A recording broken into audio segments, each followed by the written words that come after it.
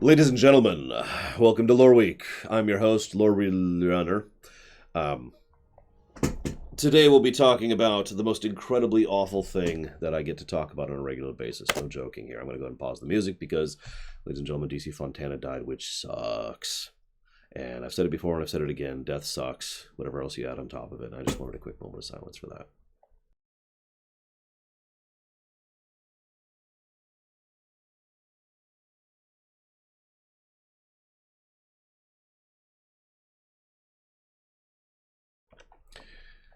And I could talk more about DC Fontana. Believe it or not, for all of the awesome stuff she did, she's not someone who I've always been a huge fan of, but she is someone who is a very critical component of something I love very much, Star Trek. She was one of the big names who helped get Star Trek the push it needed to really get going.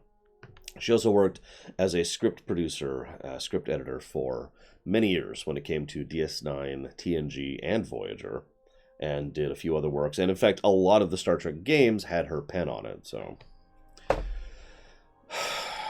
just going to run through a quick thing. So first of all, as usual, I like to start with show news. As a reminder, the Patreon post is up as of this last Thursday. I know many of you have already seen it. So for those of you who are not aware of what I'm talking about, very briefly, you can go to the Patreon post if you are a patron and say, hey, I would like to put this month's Patreon money towards such and such a stream, which you can do, and I will go and check that manually and go ahead and jot it down. You can split it up if you want to. All the rules are in the post. I'm not going to bore you with them here. Next thing, theater update. We are really pushing forward with the theater, which is awesome. Still trying to get hold of Shiryu. Shiryu, if you happen to see this, let me know. We are very close to finishing up on the Terra faces. One of them, in fact, actually, if you'll forgive me an indulgence, I'm going to actually pull up a prototype of one of the Terra faces sound really quick here, because I just want you to hear this really quick. It's center upper, I think. Sorry, I have these labeled in a way that I swear makes sense. Yeah, check this out. After four tremendous sacrifices, eternal prosperity seemed within reach. Flora and fauna were revived, but is still in stasis. Final results are still pending. Yeah, I think that sounds fantastic. That's exactly what I was picturing for that. So, that's moving along. The Borg are present. I'm at the point now where we're actually starting to run. I say run out. I shouldn't use such terminology. We are getting to the point where I'm starting to see the end of unfilled NPCs, of which there are so many. We still need, and I'll just go ahead and scroll down here really quick. Well, they're not the Borg, Mike Romano. They're not supposed to be the Borg. They're supposed to be Borgy. There's a difference. We're at the point now where I need 1, 2, 3, 4, 5, 6, 7, 8, 9, 10, 11, 12, 13, 14, 15, 16 male voices. 23 doesn't matter their gender voices, and 1, 2, 3, 6 female voices. So we're getting there. You know, as I like to say, going back to my speedrunner days, we're in go mode. We're in go mode. A lot of red is on the paper, and that's awesome. And I encourage you to be involved in that and get hoiped. And I'm very much looking forward to the finished product. I've heard several scenes which are completed at this point. Everyone has their lines, and it's awesome. And I'm looking forward to the finished product. So, next point. Let's go ahead and adjust this. Move on to random news.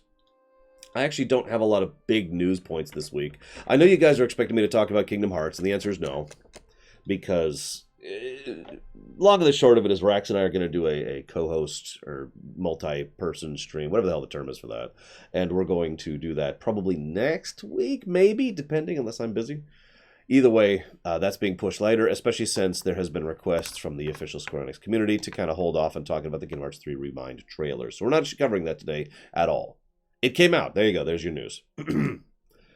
Elder Scrolls Legend had the plug pulled on it, which sucks. So for those of you who never actually watched it, played it, or watched me play it, Elder Scrolls Legends was imagine Hearthstone, but actually good. And that's pretty much the game. It had some unique concepts. It used a lane philosophy, which allowed for, I'm trying to think how to phrase this, basically positioning mattered when it came to the board.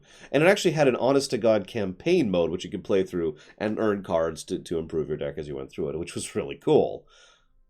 So that's getting the plug pulled on it, so that's awesome, because Bethesda apparently has no idea how to make a successful game, which is a very strange statement to sound, and the producer's analogy is getting more and more likely.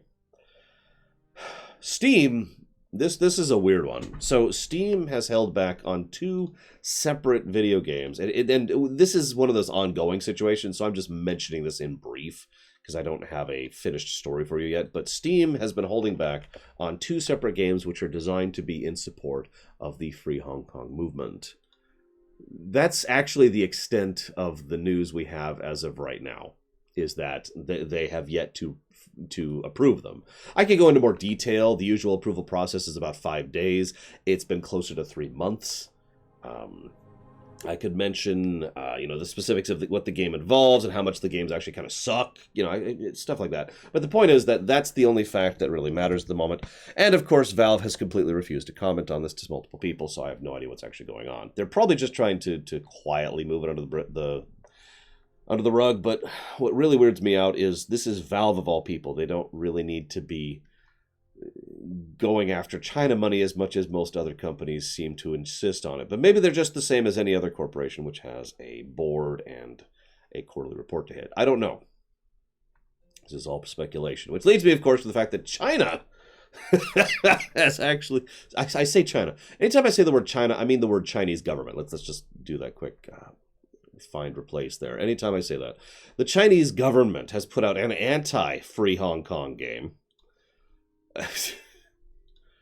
What world do I live in? It's actually a really terrible game too. So it's called looking at up here. I guess I could pull a link here. I'll go ahead and link this for you guys. I'm actually not going to link that in chat. I changed my mind because I want to vet this a little bit more, and I didn't. That's my fault. I've been sick. I woke up 20 minutes ago. Nevertheless, if I'm wrong about this, I'll go ahead and post a retraction later. The fact of the matter is, though, it's called Everyone Hit the Traitors, is the name of the game. You destroy black-clad, bleary-eyed Hong Kong protesters and prominent pro-democracy activists. It also says Hong Kong is part of China, and this can't be meddled with by outside powers. And you can find it, I suppose I can tell you this, DALAOSHU.net. You can put in the Chinese word for rat, and you can start playing the game. Apparently, there's the U.S. diplomat Julie Ada is in there. Jimmy Lai is in there. Anson Chan is in there. Joshua Wong is in there. They're all people you can go after, of course, because, I mean, screw them, right? What's funny about it, though, is this is the thing that actually kind of amuses me, is they've been like, oh my god, this game is super trending. It actually isn't. On the Chinese social media thing, which I can't remember the name of right now, but it's not actually trending. Here it is. It's not. The state-owned tabloid, which is called Global Times, claims the game is super popular on Chinese social media. However, WeChat, Weibo, and Zhihu, which I'm probably pronouncing incredibly wrong, are not trending it or mentioning it. So that's cute too. Moving on. Oh yeah, suicide, while we're on the subject. Thank you, YouTube, for reminding me that I have to do that. There's a movie coming out called Free Guy. Anybody ever heard of this? I only found out about this one somewhat recently, and the trailer dropped for it last week. And by last week, I mean yesterday. Free Guy. So it stars Ryan Reynolds, and I could probably stop there, honestly. But it stars Ryan Reynolds.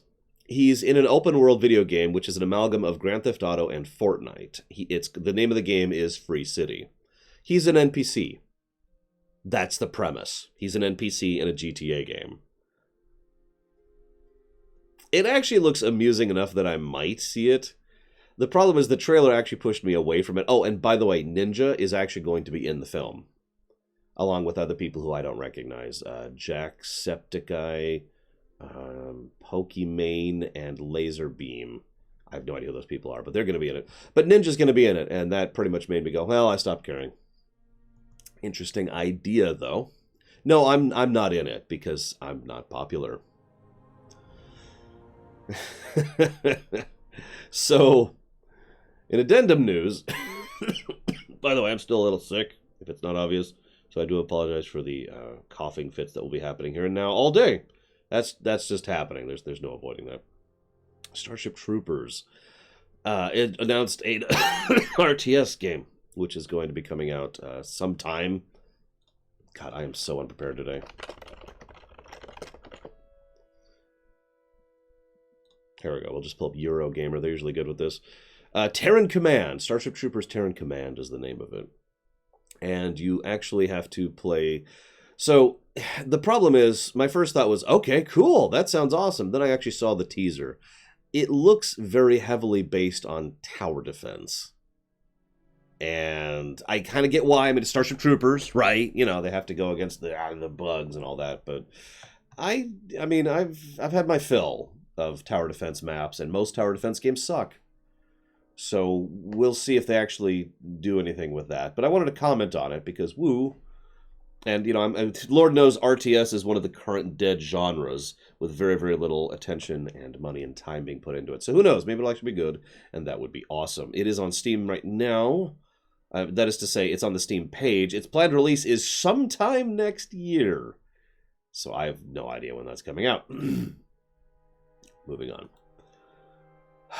Speaking of Fortnite, I'm sorry, I should have swapped these around. Speaking of Fortnite, this is hysterical to me. If some people say, Lore, you're an idiot, and I have to wonder who they're talking about. But some people say, I didn't even get a smile out of that one. That makes me sad. Some people tell me, Lore, you're an idiot. Fortnite isn't a big deal. It's not some kind of massive media thing. And I'm like, okay, so there's going to be a sneak preview of a scene from Episode 9, Star Wars Episode 9, that's going to be playing inside of Fortnite. There's actually, for those of you aware of the game, there's actually towns and places you can go to. There's a theater there, and you can go to the theater. It's like December 22nd, I want to say. Nah, that sounds too late. December 18th? I don't know, whatever. December something. I don't care. I don't remember the number. And there's actually going to be playing a scene from frickin' Episode 9 inside of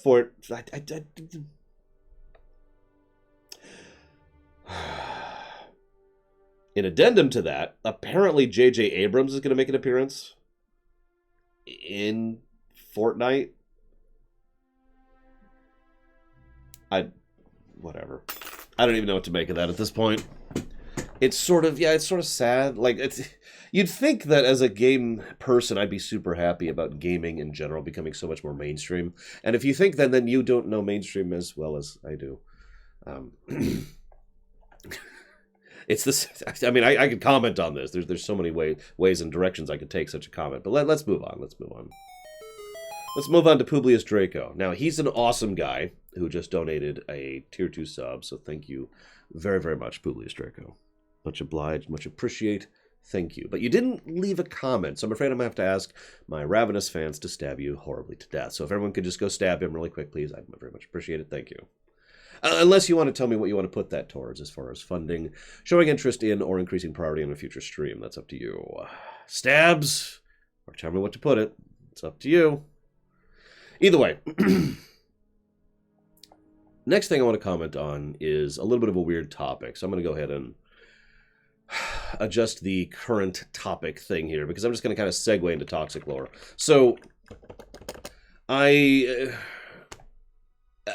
many of you have seen the recent Henry Cavill interview with regards to the Witcher series? You got it, Publius Draco. I will put it down there. Thank you again, sir. Now, oh, my fingers are on the wrong buttons. It's one of the reasons I actually watch what I type, because I just start seeing... yeah, okay, wrong thing. So yeah, Henry Cavill is like, hey, I'm awesome. And he is actually a pretty awesome guy. In fact, I actually like him rather much as an actor. It's a shame he got a bit of stonewalled into the Zack Snyder Superman things, because he's a good actor. And I'm actually kind of looking forward to his presentation of various things, including The Witcher. But... now... Henry Cavill made the comment. He was actually specifically asked the question, I should have wrote down the exact phrasing, about the nature of how fan bases are toxic and how do you deal with toxicity. And his response was that I think that the overwhelming majority of people aren't toxic. He thinks that people are passionate. He thinks that people actually care and actually give a freaking damn. And I'm with that, actually, completely. Because... As I've said many, many, many times, I do feel very firmly that there is a big and strong difference between someone who doesn't like something and is vocal about it, and someone who goes, Meh! And there's a little bit of a difference between those two things, in my opinion. And I want to use this as a bit of a segue, if you'll forgive, because I have a bit of a topic here. You see, once upon a time, this was months ago, possibly last year. It might have been a couple years ago. It was a while ago. I had someone who... I was referencing another YouTuber. I say another YouTuber. I'm more of a streamer than a YouTuber nowadays, called Loreweek. I don't know if you've ever heard of him. And this person was basically asking, I don't want to watch Lorerunner if he's as toxic as Loreweek. And my first reaction to that was kind of a bit of a double take. Like, what? that's your thing? And so I suppose as the title, I've actually plugged this well in advance. I do actually have a guest here today, which I'm going to go ahead and pull him up there. There we go. Yeah, I'm a real person now. Ladies and gentlemen, this is Lore Reloaded. Say hello. What's going on? You aren't the first person that said that before, too. I got other people who are friends with me who can't believe they think I'm one of the most toxic things on YouTube. It's like, how can you be friends with such a toxic YouTuber? Yeah, I've heard that comment, and I just look at that and say, okay, my first thought was something along the lines of, you have no idea what toxicity means. And my second thought was, you're a moron. Not to you, other Lord, to the person making the comment. Lore Reloaded, he is a sci-fi person who is a geek, who is awesome. He also does occasional Star Trek things. And and this comment just really made me think, because I was like, I swear this is all actually related. Because the overall idea here is I do think that the word toxic has very, very quickly become one of those incorrectly used, overused words in order to describe just about anything that people just want to diminish the significance of. For example, let's say for a moment that Mukul in chat right now just said, hey, Lore, I just want you to know that I think that your show isn't really doing the best that it can. And I think maybe you should think about moving into these other areas, maybe trying to cover The Mandalorian, for example. And imagine if in response to that I said, Mukul is toxic! That is legitimately how I feel that word has been used a lot lately. And I obviously I'm being facetious. Sorry, other Lore. I'm being facetious, but I have seen people do that. That exact same approach. It's just become a word where it means person who doesn't agree with me, but they still somehow have all of the negative attributes of it as well. Mm-hmm. I think it's honestly just reflective of our culture. Everything, if you're not with me, you're against me, it really feels like. And it is frustrating because, again, the only thing I can reason is that I am unapologetically not a fan of Discovery, and I do delight in pointing out some of its inconsistencies. And then they take that, and assume that I'm like every other person who goes out of my way, like attacks actors and stuff, when it's not that. I just don't like the work. Yeah, like to use another example, I know this is literally breaking my own rules, but there are aspects of Star Wars The Last Jedi that I really don't like. Then there are people who attack, I can't remember the actress's name, but the woman who played, I can't think of the character's name either. The woman who played the woman, not Holdo, the other one. The one who got every single rebel killed because she wants love. That's the one. Is it Tycho? Rose, there we go, Rose. No, Tycho Starcraft. Yeah, Rose. Then there are people who absolutely just go after that woman and attack her. The actress, on Twitter and in social media and in general, and that is toxic. That is going above and beyond and sending death threats and just ridiculous nonsense garbage. That is toxicity. Yeah. Saying, one of the things that I don't agree with is the fact that the woman basically got most of the rebels killed because she wanted love is an acceptable way of a medium of expressing discontent. And maybe this is just me, and I've been fighting against this for years. Please forgive me for ranting for just a second. I've been fighting against this for years because I've seen this in media prior to the internet basically being a thing. This is nothing new.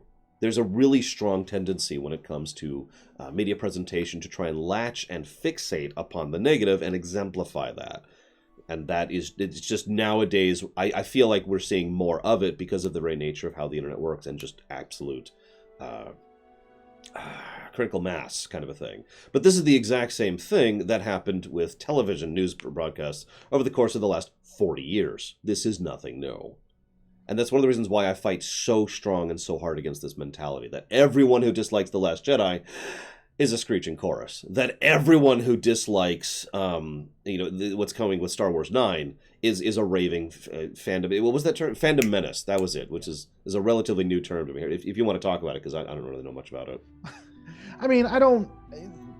It's a little bit nuanced. The fandom menace, it depends on who you're talking to, what it means, like anything else. People who have problems with specifically Star Wars, JJ, the way JJ has done a lot of things, as well as the new movements in Trek and a lot of science fiction. They feel like everything they grew up with has been betrayed. And so they have a lot of issues with almost everything the new stuff comes out. And it's like any, it goes back to what you're saying. It's like any movement. There's a lot of people in there who I think who would call themselves fandom menace, who are really reasonable and that you could have conversations with, or simply just disagree with it. And then there's a small minority that screeches at the top of their lungs, and no matter what comes out, they're going to absolutely hate it. And so when people think of the fandom menace, it's that small minority there that they're really speaking to. Personally, when it comes to the fandom menace, I don't necessarily associate, just because of how I don't want to use passionate because I don't want to get with Henry Cavill, but how boisterous the negatives are to it. But yeah, I mean, again, everything's nuanced, everything's gray in life. So when it comes to fandom menace, it's just a bunch of people who don't like what's come out. Some of them have been reasonable, and some of them have been very not reasonable. No, yeah, absolutely. Real quick, Skink Warrior, I wasn't actually referring to that incident at all. I was referring to the actual toxicity of actual comments that were actually being used. You can go look it up if you don't believe me. When someone goes to someone's and basically tells them that they suck or they deserve to die, or when someone leaves comments on certain videos that's in that line, that's toxic. That's horribleness. Yes, that is. Lore Reloaded is going to be eaten by his cat, just as a FYI. It's true, they do that. You know, if I can for a second, just to go back, because I think you said something that's really interesting. Now, in my past, about a year ago, I think I was, I don't know that I was like on the haterade train or anything, but I went out of my way to take swipes anytime I could at Discovery. I just thought it was that bad. I've kind of loosened up on that because I don't necessarily want to portray that, and I don't have to take a shot if I don't want to. But I truly believe in something that's called the death of the author. If you've seen me on YouTube, you know what that is, or if you've been in any class ever. So when I put my stuff together, I go on death of the author. I look at the character, not the actor, the actress, or the writer. I can't stand Rose Tycho. I think Rose Tycho is one of the worst human beings that has ever been written. But I don't have any issue with the actress, Kelly Marie Tran. I don't even know her all that well, if I'm being honest. But people get so confused, because if I was to do something on Rose Tycho, I would rip her to shreds. But it's Rose Tycho that my stuff is on, not Kelly Marie Tran. I think people just aren't able to distinguish between talking about a character and talking about a person in these days. And the other thing is, that actually happened to the guy at Jurassic Park as well, which I thought was interesting. Forgotten Worlds, the raptor guy. Do you know who I'm talking about? I know you're talking about, but I don't know the actor name. Okay, so he got a lot of hate for what happened in the Marvel universe when he basically got everybody killed, or half the population killed. Yeah, he's a villain too. I don't much like Star-Lord. Yeah, his actor got a lot of hate as well. Sorry, I'm taking us all kinds of places now. Aren't I?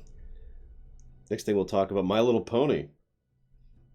Well, I mean, My Little Pony is pretty. I've been watching your reviews on it, so I like to say that just to get people's reactions. It's always interesting the way people react to such things.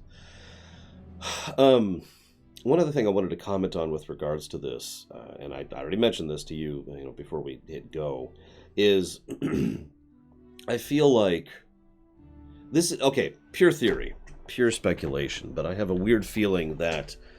How do I phrase this? I myself have noticed a demonstrable tendency of individuals to look at the vagaries and in so doing effectively misinterpret a specific term or concept or game or franchise or whatever, right?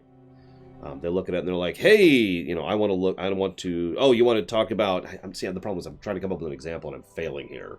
But you want to talk about Bob's Kleenex Adventures, right? And so Bob's Kleenex Adventures is this really in-depth, brilliantly written story, which actually touches on, human pathos and the loss of identity and how we struggle on the very condition of existence. But people look at it and they just think, oh, well, that's just like that's a skin flick, right? Or something similar to that, because of the fact that, like, say, one of the pieces maybe was used in such a manner, or maybe that's like what was on the cover because it was part of a parody kind of thing or whatever. And so people look at that surface level inaccurate presentation and assume it as accurate fact. I have seen my own viewers do this. I have seen plenty of people. I have done this, where we automatically presume without checking ourselves. It's very, very common. Now, the reason I bring that up is because in my experience as well, money people, they're like that. They tend to look at surface levels and decide based on surface levels. Now, that's relevant to this whole thing, because if you are looking at the surface level of presumption of certain types of, or certain aspects of human society, or current cultural trends, or financial trends, or diesel edges, all of that, excuse me. So real quick, in case I'm not making myself clear, I know I'm kind of meandering a bit. I apologize. I am still very sick. Thank you very, very much for the sub, Diesel Edge. Much appreciated, as always. You know the question. If you don't answer the question, well, I'll stab you. Now, the point I'm trying to meander towards is money people decide what actually gets done. That's how that works. That's why I call them the money people. The money people tend to make such vague assumptions and change the course of things, and that sort of leads towards automatic assumptions about certain aspects of society. Let me use a perfect example of this. Why do you think DC Fontana, to circle that background there, had to use a pseudonames, sorry, let's be more clear, for so much of her literary history? Well, I mean, it goes back to the trends and such. When I first saw that she used DC Fontana, I always thought it was to make herself either neutral or look male in order to be able to better fit in or be accepted, if I had to guess. I'm probably wrong. You're probably about to humiliate me. Oh, so obviously this is incredibly wrong. No, there was a very, very strong anti-female writer bias that pervaded from... Go back as far as you want, really, on that one, till... I'm not sure when that really ended. I'm not willing to put a date on that. But it was definitely during the 60s. It was definitely at least through the 60s when she helped to found Star Trek. And that was one of the interviews I remember reading, and again, this is an interview, so grain of salt, about the whole nature of the thing, was that she had to use a pseudonym so that the people who would see, the people who would actually stamp who would budget and fund scripts and all that, the money people, would look at that and they'd see a name that they presumed was a guy, and they'd be like, oh, okay. And so it would just kind of slide there because they only looked at the surface level. And it works both ways, actually, because they presumed she was a guy, but if they knew she was a girl, there were presumably, and I do have to add that word, going to be issues with that. And that's... I mean, and this is just a common, unfortunately, extremely common trend, especially when it comes to speculative fiction, which is stupid, but you know how that works. I think we've always seen that in film too. I don't know if I've discussed this with you or not, but not to get too deep, but a lot of people will think that there may be agendas that corp companies will push, especially movie companies or game companies or whatever. I honestly think that when you think of the money people or the executives, like you said, they look at surface level and they just respond to what they think are cultural trends, not that they care one way or the other. So again, if we're moving too far into a place, let me know. But certain stars that are being reused or certain trends in movies, films, TV, or whatever isn't really any agenda, but just a simple response to a surface level cultural ideal people are seeing. So I'm basically saying I agree with you. I think that I think it's still that way today. It's just different. It's not. It may or may not be someone looking at a name on a script and concerned with what the gender of that name, but it may be what they think people want to see in the culture, and so that's why we see everything reflective of that. No, I do actually agree. And by the way, in case anyone didn't catch this, the reason I'm tying this into toxicity is because that back in the day, the attitude of women can't be in certain positions of success or power when it comes to creative or financial sectors is, in my opinion, a toxic attitude. Now, I wasn't alive back then, at least not yet, but I do have to admit I have read plenty of things which just make me go, really? Yeah. Really? When it comes to that. And I think there's nothing wrong with admitting that too. It's just interesting. Tying back into the fandom menace and everything, this whole you're with us or against us, you can say there were wrongs that happened historically and then say it's better or corrected now. And I don't see why both sides get so upset about that. It's okay to say, yeah, something was wrong or there were questionable things, and we learned and we got better. So I don't know. So what you're saying is we're doomed as a species, and we should all die in a fire. I'm saying it's right. we're a very tribalistic nation. The nukes need to come. I mean, I do use the term line mentality all the time, but no. So excuse me. So why in a fire? Well, okay. Would you rather die by drowning, by being strangled to death, by being bitten by a snake, or by fire? I mean, it's an obvious choice, Mike Romano. Another thing, though, or not another thing. Sorry. To shift this perspective a little bit, though, speaking of toxicity, I do actually have one last example of this, and that is the name Patricia Pullman, which I've actually mentioned on my show before, and I'm sure some of you actually know who that person is. She was a horrible person. Let's just start with that. But the specific toxicity thing I'm bringing up is how she blamed the suicide of her son. At least I hope I'm getting the right name. Asterisk. I haven't done a lot of research on this morning. Please forgive me if I'm getting the names wrong. But I'm pretty sure this is the woman whose son committed suicide and who blamed it on him playing Dungeons and Dragons and then started bad. That would be bothered about D&D.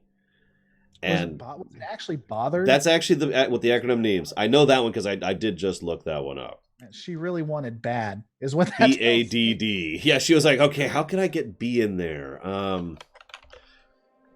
Yeah, bad. I don't even know. Anyway, so yeah, bad. Apparently, it's an album too. Who knew? Yeah, bothered. Yep, there it is. Bothered about Dungeon. Patricia Pulling. Sorry, I was actually getting the name wrong. It's Patricia Pulling, not Patricia Pullman. My bad, guys. Yeah. Anyways, so that in my mind, to tie this back in, is a degree of toxicity to try and spew that kind of hatred, that kind of negativity for basically what amounts to no other reason than because you're upset about something or because you don't like something, is something that I would qualify as a toxic attitude. Yeah. And I only point that out because, and you're probably like, why are you even bringing this up? Because that was 1982. This is not new. And that's pretty much my point right there. I do think it's a little more vocal nowadays because of the very nature of how communication works, but it's always been there. I think it's just changed. I know you don't like to get too controversial, so I'm trying to keep it very, very light. I have gotten down because being a YouTuber, especially the little tidbits, I'm barely known for it, but being barely known for Trek and Discovery and everything, I do see this division on a massive level simply because YouTube is a modifier. But I mean, when you look in history, it has always been this way. In the very, very our deep history, they really did it from just a religious, I don't want to get too deep into it, I know you don't, but I mean, if you look at from religion or the various religions, I don't want to get too deep. So what I'm saying is, I think it's always been, not just 1980s, but 0 AD, we found ways to other each other and to just yell at each other. And really, even to your one point, it seems like it's a minority that has an impact on the majority, even way back then, Mm-hmm. So that makes me feel a little bit better, even though it means nothing ever changes and we're always going to hate each other. But still, it makes me feel better that the nukes aren't coming. That's true. And it does also mean that both of us are incredibly toxic human beings. Yeah. Yeah. Because once you know nuance, or you accept that people are people and things just happen, that makes you one of them, one of the bad people. I heard about that platinum pineapple. I haven't actually read the study myself to determine my own opinion on it, though. There was a study? What study was there? Recent study that showed the majority of tweets? Oh, huh. I mean, that actually makes perfect sense to me, simply from a nature of duh. I mean, to use a direct parallel, the number of viewers I have and the number of commenters I have, there's a big percentage change. Oh, yeah. I mean, that's just usual. So that if that just applies to Twitter in general, that would just be like, yeah, okay. To me.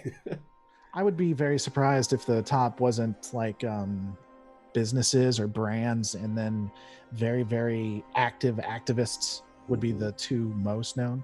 Oh yeah, I wasn't even going to bring up the music thing, Crazy Norse, because every generation has blamed the next generation's music for being that goes back way too far. I don't even want to get into that one. I think they just alternate mediums. Yeah, that could be. It's okay. What should we go after today? Board games. Board games are the cause of all our wrongs in life. And then evil video games. Oh, video games. Now it's music, and now it's movies. Yeah. Anyways, I swear I have some other actual topics here. So I went to. By the way, you feel free to talk to him or me, viewers. I don't know if he reads as fast as I do. I can repeat any comments to him though that you want to address to him. I don't mind reading. I just didn't want to be rude. This is your house. I don't want to get kicked out. Well, it's really easy to kick you out, so don't worry. If I kick you out, I'll do it very quickly and easily. No, I actually asked quite a few. So I'm Lore and he's Lore. Yeah, it's easy. I don't understand the difference. So I did ask several viewers if they had any questions to bring up as kind of a discussion point. Some of these are fairly basic level things. And for example, I'm just going to hit like this one, for example. Borg Drone 289 says, who's your favorite captain and why? Now, they didn't specify Star Trek. Well, usually it's Trek every time. It's probably Trek, but I just thought I'd share that you can go with, Sheridan if you'd like to. Because that's the correct choice. I'm sorry. Sheridan may.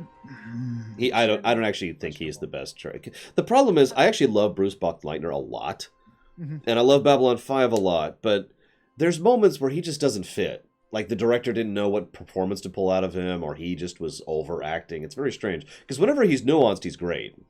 Right. Then he starts yelling. It's weird. Well, I mean, there's some question. He's done a couple of questionable things too that makes me wonder. He has almost gotten people killed. It's interesting to say who my favorite captain is. I'd probably have to think about it because I watch quite a bit. I mean, off the top, if he was talking about Trek, because that's what I'm generally known for, my answer is Lorca with an asterisk and then Cisco. Now let me explain that, because when everyone says Lorca, it's like, oh my god, you love a mass genocide mirror universe. Oh, spoilers, mass. Oh yeah, sorry, real quick. We are going to have some spoilers for Star Trek here, just on the off chance. I know some of you haven't actually watched Star Trek, and you've just recently started watching it with me on the Ruminations. So just as a heads up, we are probably going to just freely spoil Trek. So if you want to bow out, this is your big warning, okay? Sure. I apologize if I shouldn't have done that. It's been out for. So I should explain really quick if you don't mind. I don't believe in the release date on spoilers concept, because I've seen too many real life examples where someone hasn't played a 20-year-old game or hasn't watched a 30-year-old movie, and then it gets spoiled for them, and they're like, And so I do try very, very hard not to do what I call unrelated spoilers. Right. Now, obviously, we are talking about Star Trek. That's why I put the boilerplate there. But that's why I do that, is because I do know people who haven't watched TNG, and they're watching it for the first time. Yeah. And my channel is the worst place to go. That if you haven't watched what I call nostalgia Trek, like everything pre JJ, that is not a good place for you to be if you don't want to be spoiled. I should actually throw up the spoilers though. That is a good idea. So. Just to continue though, so I asterisk Lorca pre-Mirror Universe stuff. We'll say that if you haven't seen it. And the reason is Lorca, I think, was one of the best. He was a mixture for me of Kirk, Cisco, and a slight bit of Picard, but very, very little Picard. And the best instance for him was at I forget the name of the episode, but it was the mid-season finale, because that apparently is now a thing. I hate media. Where there was a planet that was about to be destroyed by the Klingons, and they had been ordered by Starfleet Command to return to the base because the ship was more important than that planet, or so Starfleet Command thought. And of course, they had the spore drive, so they could instantly get there. But what Lorca did is he ordered to go back to the starbase at warp 5 or something like that, instead of instantly going there. And he told his crew, he said, hey, it's going to take X hours, 9 hours to get to the starbase. You have 8 hours and 59 minutes to figure out how to do that, or we're going to show up at the starbase. And I thought that was, for me, like the epitome of a really good Starfleet captain who wants to do what they can to save people, but also is pragmatic. And they didn't have a plan to save the planet, so he's not going to sacrifice the ship unless they could find a way to save the planet. And so I really like that. So that's my asterisk. If we remove Lorca, I'm a huge Cisco fan, and then it would go Kirk, Picard, and then I would have Janeway and Archer's never on there. So there's that. Even though I'm highly critical of Jane. I stole one of your jokes. I think she's one of the best villains. Janeway's one of the best villains Star Trek has ever has ever done. I mean, it's such a damn shame to me is that, as with all of Voyager, Janeway had tremendous potential. And she had Kate Mulgrew, who was a great actress, who's a theatrical actress, and who had wonderful chemistry with Robert Picardo and several other actors on the set. And we got Janeway. Anyways. Yeah, Catherine, she's so fun. Have you seen her at a convention? I have, yes. I've never been present physically, but I have seen videos. And the things, like, she has an agenda and has a big bias. But if you move that aside, when she talks about, and she doesn't bring necessarily her politics into it, but she talks about the sacrifices she had to do, it also breaks your heart. I don't know if you've seen those. Oh, I have. Absolutely. She went through some crap on that show. And they just seem to not care. It's at least from her side. I haven't seen both sides, but from her side, it was just, oh man, and she's such a wonderful. Well, as it happens, actually, I do have Rick Berman right here. Oh. Hey, Rick, what's going on? Oh, hey, okay, sorry, guys. So, real quick, Crazy Norse actually asked a question of you. He said, "Are you familiar with Babylon 5?" Yeah, I have several series on Babylon 5. In fact, I was gonna say I don't want to speak for you. I'm pretty sure that like half the sci-fi universe, you're fond of Babylon 5. There was a second question, which is directed at you, which I'm trying to find here. Is Sisko your favorite character or just your favorite captain in Star Trek? Let's limit that one to Star Trek. Yeah, that's a little bit tougher. I really like Sisko. He is way up there. But favorite character, that includes all characters, in my opinion, not just main ones, but all the secondary and third, tertiary. And there's a lot for Star Trek. I think he'd be up there. One that would surprise a lot of people. I actually like number 1, but that could be because we haven't gotten a lot of her, to be fair. Headcanon fills the gaps. Yeah, I don't mean that in a negative way, but the interactions I've had so far, what I've observed of her so far, I really like number 1, but all 5 minutes that they gave her. So, and Pike. Who doesn't like Pike? Well, Pike is actually really awesome in season 2. From what I have seen, I haven't watched the whole season yet, and I don't plan to yet. Sure. Not until season 3 is done, basically. He's like what Lorca should have been to a degree. I think Lorca was a little more brash, and I kind of wanted that. And they do. Oh man, you don't like it being controversial. I feel like he is sometimes relegated. I think he is sometimes given the dumb stick so that other people can prosper. But we in the business call that the idiot ball, by the way. Yeah, the idiot ball, then, so other people can prosper. But that said, he is at points, I think, the epitome. I grew up with TNG. As much as I am a Sisko fanatic, I grew up with TNG. So when it comes to Starfleet, what an officer should be, it's very Gene Roddenberry's Picard, first, second, third season. I don't think that's the way to be and actually survive in the universe, even the Star Trek universe, but I really like it when they meet that measure. Real quick, Max Time asks, what do you think, and he's asking me this too, what do you think is the worst starting point for Star Trek in the media? Now, clarification, Max Time. Do you mean, what is the worst point in which to start watching Star Trek? Or what's the worst initial episode of Star Trek? Because those are two pretty different questions. Yeah, which is the worst starting point for Star Trek? Yeah, I'd need to... TOS. I don't have to think about that. If you don't know if you like Star Trek and you just watch TOS from the beginning, you're going to see Corbomite Maneuver. You're going to see, oh God, I can't remember the name of it. There's another just kind of really one early on there. And then you're going to get to some good stuff because, there is some really good stuff in TOS. I think TAS is worse than the original series, in my opinion. Okay, well, I mean, obviously TAS is TAS. Oh yeah, sorry. So we start with Corbomite Maneuver, then we go to Mudd's Women, then we go to Enemy Within, The Man Trap, Naked Time, and Charlie X. That is why I say you shouldn't start with TOS, not until you have a little inoculation. Then you get to some good stuff. You have Balance of Terror, Dagger of the Mind, Conscience of the King, Galileo 7, Court Martial Menagerie. There's some good stuff there, don't mistake me. But you have to get through Corbomite Maneuver, Mudd's Women, You have to understand it was made in the 60s, so there's, I guess if you can take that into account. I started out with TNG. I don't know that I would have gotten into it if I had started out with the original series, especially some of the episodes you just mentioned. Yeah. Especially Charlie X, which... Oh my God, that is such a dumb episode. But for the most part, it didn't. Well, and the funny thing is it how powerless Starfleet was. Every alien that showed up had the ability to control the ship. Well, They were the only one. The only ones that couldn't was those that were in Starfleet. Also, you really couldn't tell at the beginning if Earth had just created its own little, if it had colonized most of the area that it's in, or if it was an actual Starfleet for some of it. They couldn't really decide if they wanted Earth to be in charge of everything or if they wanted it to be an actual federation. Yeah, they bounced back and forth a lot in season 1. Don't forget, by the way, the hippies, whose special power was being hippies, actually took over the Enterprise at one point. Look it up. That's a real thing. Technically, I started on TOS, but funnily enough, I didn't care for TOS, not until I was older. TNG is basically where I became a Trek fan. Yeah, I think TNG started my enjoyment. It made me actually say, oh, look, there's Star Trek on. I'll actually watch it, or look into other forms of Star Trek. I think Deep Space Nine made me passionate about it.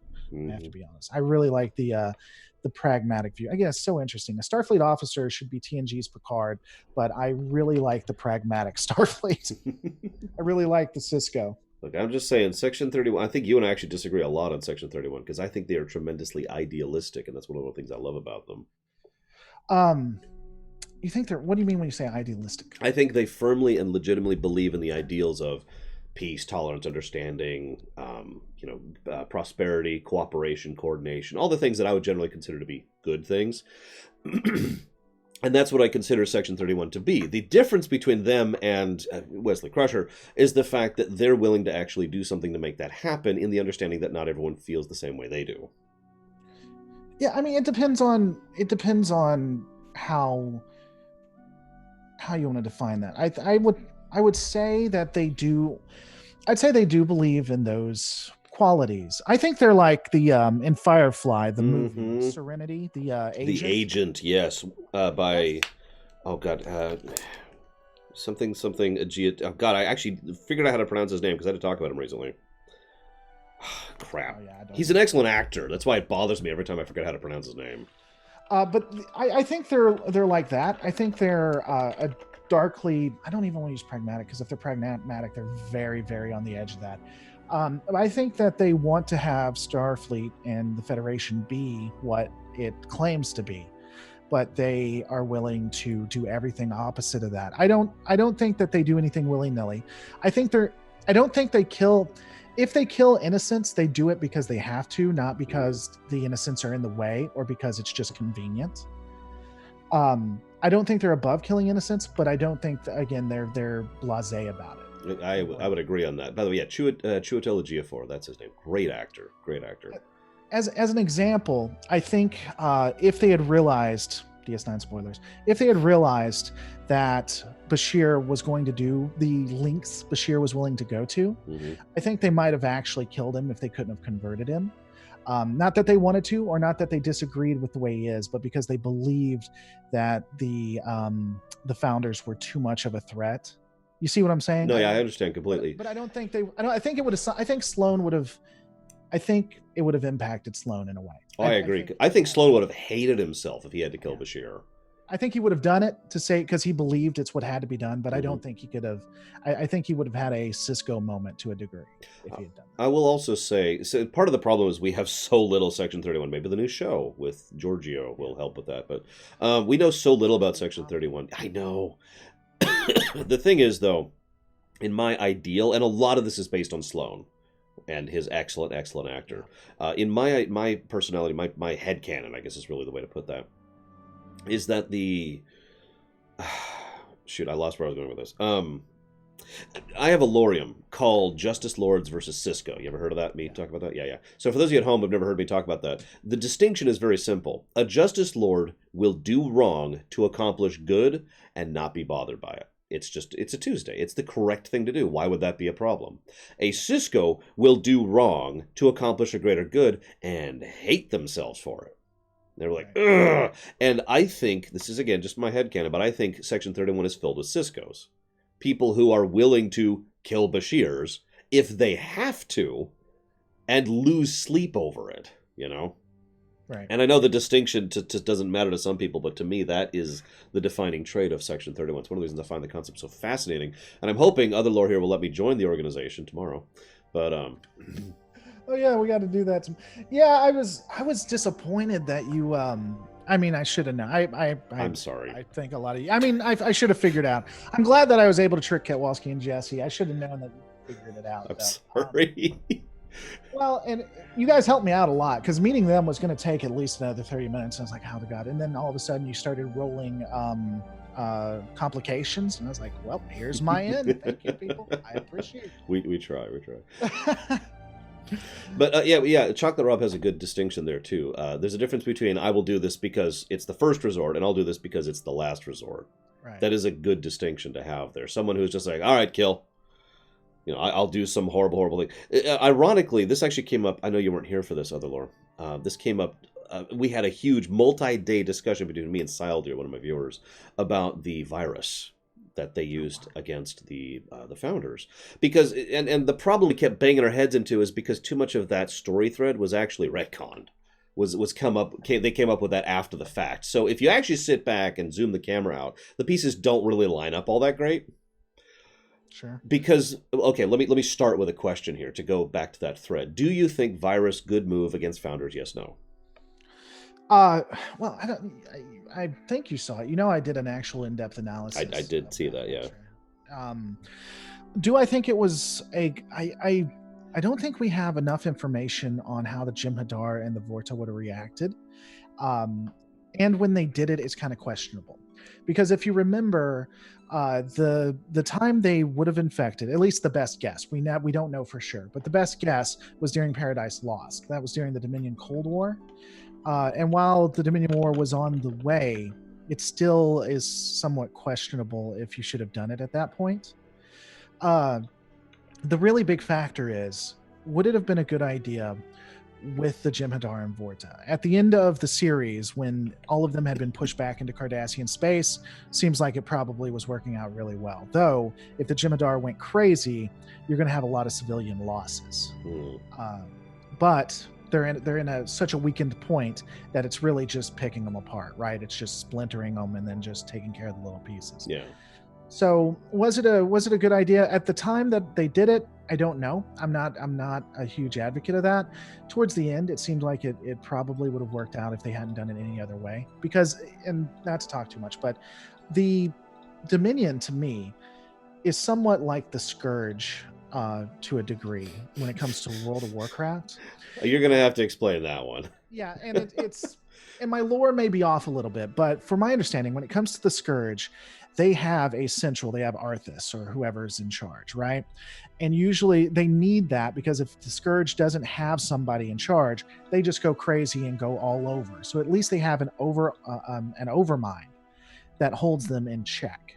That used to be one of the quests. I'm pretty sure. I might be wrong, but I'm just keeping my thoughts to myself. That's somehow. I mean, you can tell me if I'm no, it's okay. Not a Warcraft lore person. It's okay. He's incredibly wrong, guys. All right, moving on.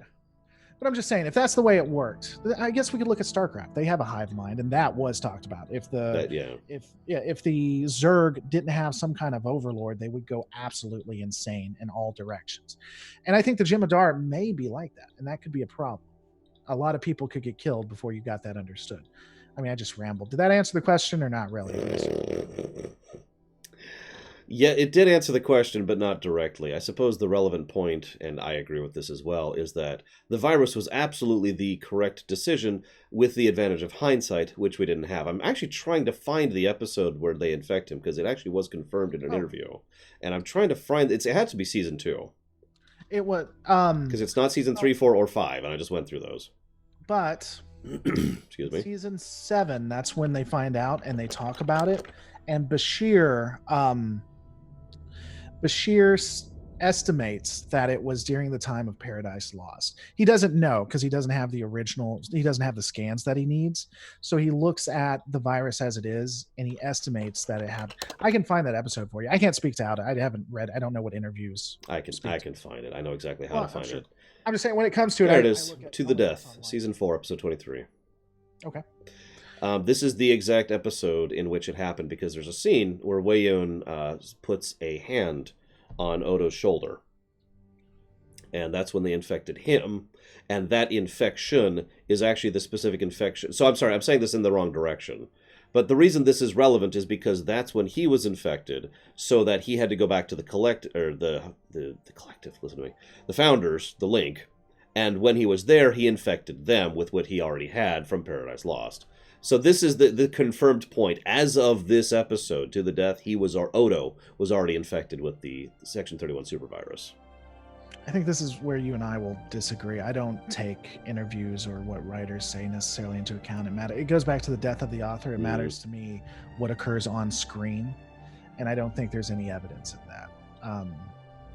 I mean, that's fine. We can just disagree on it, or that's a discussion we can have. But because, I mean, if we start doing what the writers say without any evidence or anything, if they wanted to say that Odo was never a changeling, and in fact he was a Betazoid that just used telepathic abilities to change everyone's mind, that has as much evidence as what you just described. Unless there's something else I missed in that.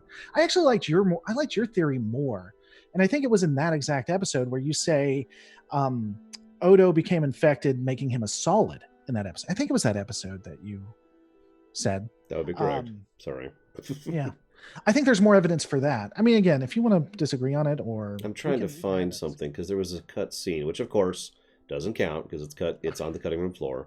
But I think it's interesting. If that was the intent, I think that's interesting and worth noting. I can't find it. Whatever, it doesn't matter. Right now. I wasn't ready to look up stuff, and I don't have my books here. All my books are in storage right now. Regardless of the significance of that, the reason I even brought that up at all was because if you look at the timeline, they were willing to infect the Dominion well before we understood just how horrible of a threat the Dominion was. That's really the thrust of the problem, because, and this was brought up by my viewer, let me ask you this. Let's say the Federation meets the Klingons, and then within the first year or so, probably about a year and a half, of encountering the Klingons, who are a hostile force, they decide, let's make up a super virus to kill all the Klingons. Right. You know, here's, just to clarify, because I think that's a good point. I think that is well within Section 31's wheelhouse. Everyone saw the threat that the Dominion had. So to sit there and say, yeah, let's just go ahead and see if we can quell that problem at that time. If they had statistical models, then yeah, maybe I could see them doing it if they were sufficiently convinced. And I wonder if that's the case, and we'll take that as true. If that's the case, maybe they did that because they didn't handle the Klingons the way they thought. Maybe they held back on the Klingons. I mean, that's an interesting point. And so they're like, you know what, let's just go ahead and nip this in the bud so that we don't have 50 to 100 years of constant attacks and peace with a civilization that we can clearly beat. A argument, or what a lot of people like to say, is the destruction of the Klingons' moon. Praxis, yeah. Was a Section 31 operation, because they knew. I've heard that theory a lot. Yeah. And I think that could tie in if we took this theory, which I may steal and put on my show if you don't have it. I knew it. But they tried to do it the simple way, which was the kill less people way, which was the Praxis way. Yeah. Which ultimately worked, but still a lot of people got hurt in the interim. It still caused issues. They almost went back to war, as we saw in yesterday's Enterprise. So they're like, you know what, screw this trying to make peace thing. These people obviously want to go to war with them. Let's just kill them off while we have the chance. It does boil down to a little bit of us versus them, which is always an interesting topic to consider. Well, it's always going to be that way. I mean, you don't want to hurt people and you don't want to kill people, but if it's got to be, it's even the security chief in what was it? The Die is Cast, I think is the name of it. The security chief, when he's talking about the attack from Cardassia and from the Obsidian Order in Tal Shiar, he says, if it's something akin to, you know, if there's going to be a war, I want us to win it. And I think that's how Section 31, they're just willing to go the extra step. They don't want to kill people, but if there's going to be a war, we might as well win it. I may also be misremembering, but I feel like Starfleet's response was basically, we're just going to watch and let them do this and see what happens. Oh, yeah. Oh, my God. It was as un-Starfleet as you could get. They're like, these two massive empires have decided to do war we could warn them or step in the way or try to make peace. But you know what? Things happen. We'll just be over. Yeah. There's no way we wouldn't know about it. That entire fleet had to cross by us into the Bajoran wormhole. But it's just whatever. And if they come screaming across, just kill every Jem'Hadar vessel that comes screaming. We're neutral, of course. Of course. We're neutral. We don't want this. Just kill every last one of them if they come, because we can't be sure.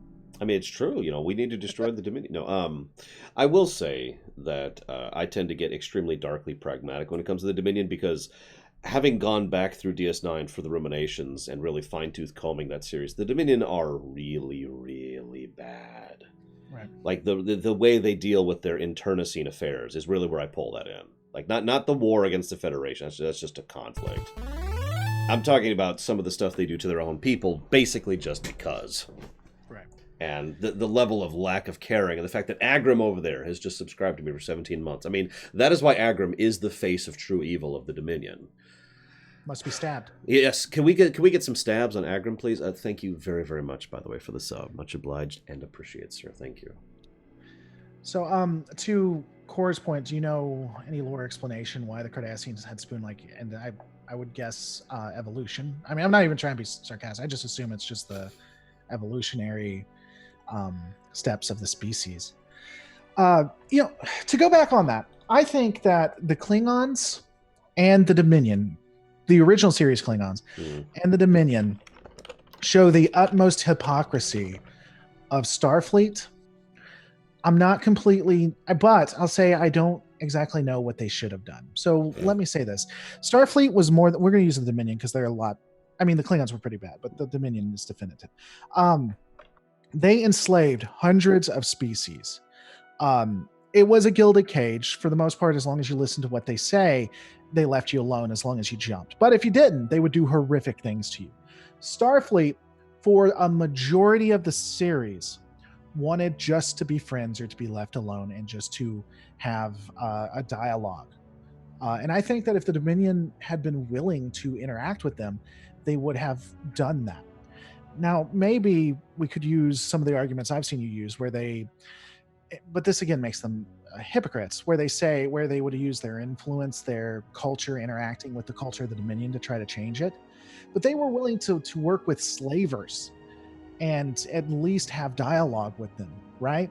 And even Sisko says in the first episode that when they come and they meet species, they just want to learn. They don't want to take you over with weapons. They don't want to take you over with ideas. They just want to ask questions and learn new questions to ask. And that is so the epitome of hypocrisy for me.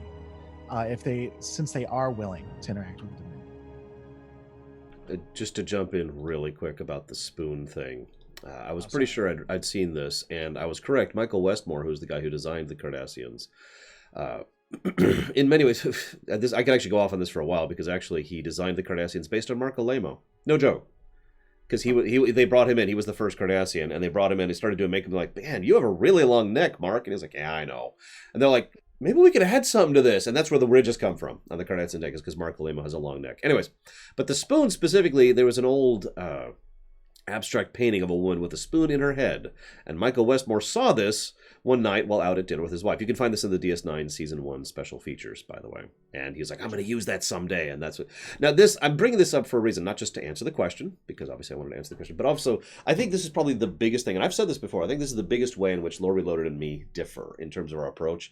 I almost always consider the real-world perspective before the in-character perspective. I was about to say that, because when that question was asked, the only thing I thought was in-universe. I didn't even consider... And my thought was automatically, well, the makeup artist, because I remembered a story about that, and I was right.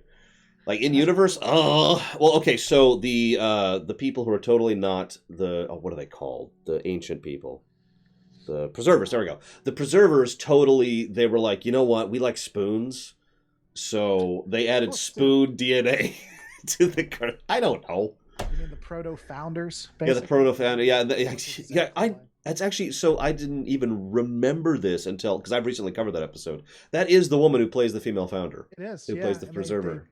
I don't know if they took inspiration from it or not, but they look like the proto founders. And it was just, oh my god, that makes so much horrible sense. Anyways, How awesome would that have? I mean, horrible. How awesome could it have been if it really was like the founders? If they did a episode like at Discovery, wherever they did an episode, and they found out that the founders were basically, or they were the proto founders, and they were a very I don't want to say loving, but a species benevolent. Let's go with benevolent. Yeah, benevolent species.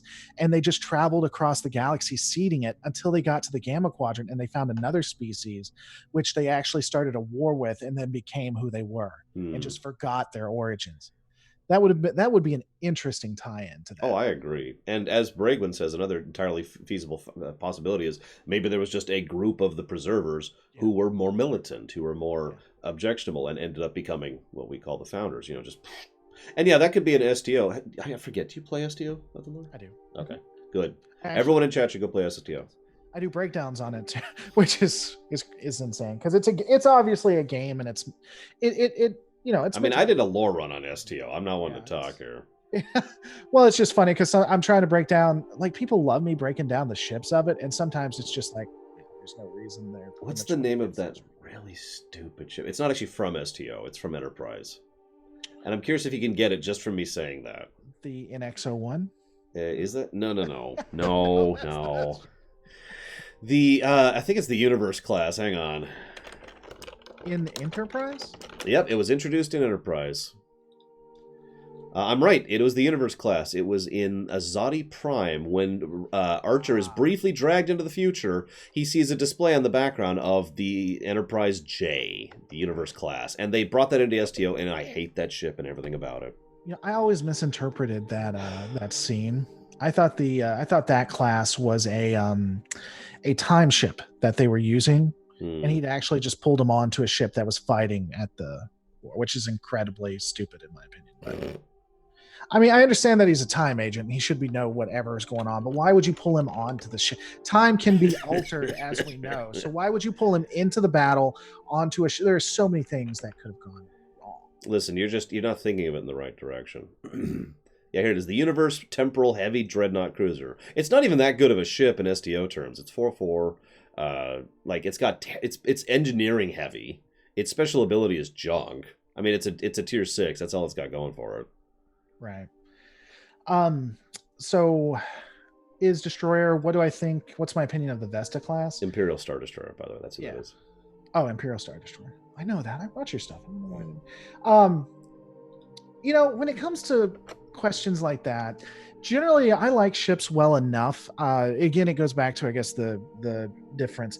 I try to look at things from the lore universe itself. So when someone asks me my opinion on ships like that, if you mean in Star Trek Online or wherever, I like them well enough. I want them to fit a specific design unless there's a lore reason not to. So the Vesta seems like a really interesting ship. It seems to follow a lot of the designs that we see in Starfleet. So I don't really necessarily have any kind of massive issues with it. And I think in Star Trek Online, it's a pretty decent ship, isn't it? It is a decent ship, yeah. So I don't know a lot of the storylines behind it. I think now we're going to see a lot of Star Trek Online. I can't necessarily go completely into why, but I can say that when Discovery came on, there was already the workings behind the scenes for Star Trek Online for them to merge, and it was just going to take a couple of years and for Picard to really get on. But I was privy to a degree to some of the stuff that was happening behind the scenes in that, and so I really think you're going to start seeing a lot of Star Trek Online and Picard lore, and probably Section 31. Agreed, consequently. Now, I have to go make a I'm sick trip really quick. I'm just going to trust my show with you for a second, but Cord just asked an interesting question. I know economics is usually more my style of things, but if you want to answer that, go for it. Either way, I'll be right back. Sure. All right, so welcome to the new show. This is going to be wonderful. I've always been wondering for years, if the Ferengi pulled out of society and isolated themselves, how much of a detrimental effect would it have on galactic society? Now, I know that Lorerunner and me disagree on this to a large point. I think that the Ferengi probably are they grease the wheels of a lot of the Alpha Quadrant society. And I think that most all other empires, save for Starfleet and the Federation, utilize money. I know Lorerunner disagrees with me with that to a degree. If they became isolationist, which I don't see any reason why they would, um, I think that it probably would cripple the Alpha Quadrant for quite a while, probably. Starfleet, I don't think would have any issues, nor the Federation.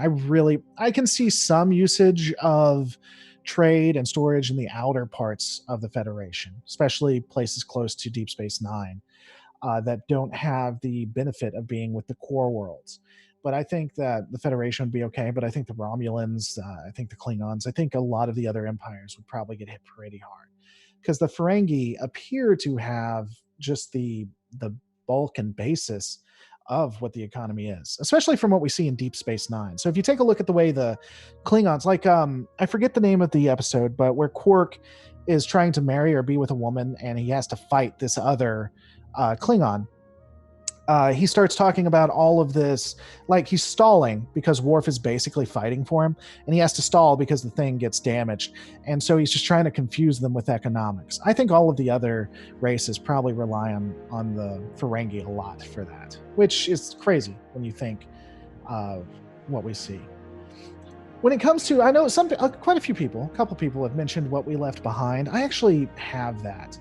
I liked the documentary well enough. If you're a DS9 fan, I would suggest getting it. I don't feel like it was as much a true documentary, I'm going to be honest. I think there was a lot of self-congratulatory stuff there. I would prefer it had been a little bit more neutral and a breakdown. And I was not a fan of Season 8. I guess I'm the only one here that was not a fan of DS9 Season 8. The Ferengi probably introduced the Latin. I wouldn't be surprised. Because, again, the way a lot of the races are written is they're very insular, which makes them different from the Federation. And that's why they were written that way. And so the Ferengi coming in and finding a way for all of them to interact, I wouldn't be surprised by. I don't know what it would do to everyone else, but I doubt it would be very good for I couldn't see the Ferengi ever doing that. I don't think that is at any point. I think they would shrivel up and die, because the entire economy of the Ferengi is really related to Alpha Quadrant politics now. I don't think they could survive without them. I think they've become too reliant on other species as well. Is the new seasons of Star Trek Discovery set during a Federation civil war, and what is the war over? We don't know. That's a good question, Wilson3039F. I honestly haven't even considered that it's a Federation civil war. I just assumed that Star Trek Discovery Season 3 is basically Star Trek Andromeda. Everything to it seems to scream Star Trek Andromeda. It just, honest to God, does. It's a ship that used to be a part of this great Federation, this great civilization. For some reason, they've been gone hundreds upon hundreds of years. All of a sudden, they're back and everything was destroyed. And Andromeda is actually a creation of Gene Roddenberry. It's something he wanted to do with Star Trek, if I understand. Now, Lorerunner may say I'm wrong, and he would know better than me, but it was my understanding that Andromeda was something they wanted to do with Star Trek. And so I wouldn't be surprised if, kind of like an honor thing, or because they're out of stories, that they decide to do Star Trek Andromeda. I didn't consider it being a civil war. I'd be very surprised. I will say this. The Andorians you see, I think they're a part of whatever proto-Federation, proto-Starfleet still exists. I think it's I don't know if catfish is the right term. I think they're trying to trick us. I really do. Red herring is usually what we call that. There you go. Red herring. See. Also, I completely disagree with everything you just said in its entirety. That's actually not true. You said something that caught my attention. I can't remember what it is now, but... About the Ferengi? No, it was... Oh, actually, no, yeah, it was about the Ferengi. I have often felt that... Okay, this is a new opinion, having recently gone through DS9 for the Ruminations, and I keep saying that, by the way, in case you wonder why I keep saying that, when you do a fine-tooth comb of a series, you get a different perspective on it, at least for sure. So, having gone back through DS9, the Ferengi, in my opinion, really are the glue of the galactic economy, and I have very firmly believed that there's a difference between... Well, I don't know if you've seen this other lore. I keep comparing them to the Sith. Because there's smart Sith who keep the system going. And then there's stupid Sith which is what everyone's assuming they are. Whenever you think of a Sith in the universe of Star Wars, when they think of Sith, they think of the stupid Sith. And when you're in Star Trek, when you think of Ferengi, you think of the stupid Ferengi, right? But then we do see demonstrably many times in both Star Wars and Star Trek, there are smart Sith who know what they're frickin' doing, and there are smart Ferengi who are 5 steps ahead of everyone else. The Nagus himself is probably the best example of that. Right. And so I think, sorry. No, I didn't mean I interrupted you. I was just gonna add, I firmly believe the smart Ferengi are the ones who are keeping the galactic economy interconnected. That they are the medium of trade. I never really thought of it until I was talking about it there, but I do also wonder if their relationship has become even more symbiotic than they even expected. Because I would say that if they were to pull out, it would be devastating on both sides, and I wonder if the Ferengi ever really meant for it to be like that. You know, probably not.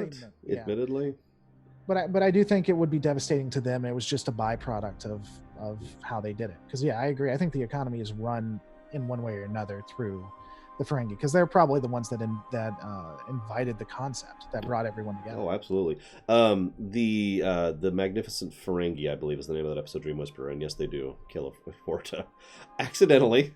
It's worth noting. They were trying to kill another Ferengi in that episode. Now, wasn't that episode to try to make them terrifying or menacing? That's a bit of an exaggeration, but yes, is the answer to the question. They were trying to establish them as an actual player on the field, I believe is how it was phrased. And what's funny is for some reason, some of the writers at Trek have the exact same opinion that some of the actual characters in universe do, that the Ferengi are bumbling idiots. I mean, look at TNG's approach to the Ferengi, for example. Right. So what kept happening is writers and actors and directors kept bumping heads on how to do the Ferengi. So if you ever wonder why Quark himself actually is inconsistent in his portrayal, that's why. But I do want to answer one thing really quick. Imperial Star Destroyer just asked, if everyone in Star Trek has access to replicator tech, which most of them do, and it kind of makes money useless, why do civilizations use money? Here's the catch. I've given this speech many times. Money is a unit of measurement. Money is just an indicative of how much goods and or services are being transitioned, okay? Now, I know that's a weird way to think of that because most of human society thinks of money as the goal. The value is in the money itself. But truthfully spoken, in a modern economic system, and by modern I mean like within the last couple hundred years in real life perspective, and certainly by Star Trek era, money is simply the method, the method of trade, not the value itself. So you're probably thinking, well, doesn't that make replicated energy useless? No, because you still have to measure exactly what energy is being used, where and how you get it from point A to point B, who does what where. There is still a value, after all, in service, even if goods were infinite. And even if goods are infinite, throughput is a problem. You cannot just everything everywhere instantly, right? So there is still an economic value and purpose in a financial system, even if you're in a post-scarcity society. Well, and some people are saying it. I'm sorry, did I interrupt? No, I just wanted to address that Huthor is correct, depending on the specifics. But again, that depends on the nature of replicator tech in other societies, which is a variable thing, since we don't see a lot of replicator tech outside of the Federation. Well, and I was going to say, maybe he had mentioned it, was not everything can necessarily be replicated. And I think it's just a good way, like you said, that it doesn't have because again, we're in the 24th century. So it doesn't have the exact same value that we place on it now, but it does have a way of consistently keeping things together. First off, you can't replicate everything. And if you want a way to show that something's been done that you can replace, then just a specific common type of money that can't be replicated, or at least they say can't be replicated, would be a great way to do that. And right? Consequently, Latinum is canonically non-replicatable, for those of you wondering. Yeah, which was the thing. Gold pressed Latinum specifically somehow can't be replicated. So you have something that can't be replicated. You just use that for the things that for the IOUs, or to put value on other things that can't be replicated, right? Because if you're bringing dilithium, which can't be replicated either, I don't think. That's correct. Then there's a value to that you need a way of showing. The really only thing that you and I disagree on, to a degree, you've brought me over a little bit, was the economy when it comes to the Federation. Now, I would agree and think I don't know that I want to use the word pedantic, but they may not have money. Energy is a problem. While they have near infinite, they don't have infinite. Even if I argue that they have infinite power, they don't have infinite time. Mhm. So there is going to be something that we ultimately break down that has a value to it, right? So with that agreed, I don't know that when it comes to fight money, past season 3 TNG, that they have it anymore. But again, they do have trade and stuff, so it's nuanced. I actually have... It's complicated because it's written inconsistently. So I was going to say two things really quick. First of all, someone in chat asked, why can't they be replicated? The answer is the writers. Yeah. What happened is they invented the replicator actually on TOS, but it was really, really, really limited there, mostly because of the tech, like the real life tech and showing it. So then they, when Roddenberry was putting together TNG, he made the replicator he always wanted to make and said, yes, here, look, infinite resources. And then every single member of the writing staff hated it because they kept running into, well, why aren't we just replicating a new thing? And that just kept being a wall they kept slamming into in every episode. So they just started...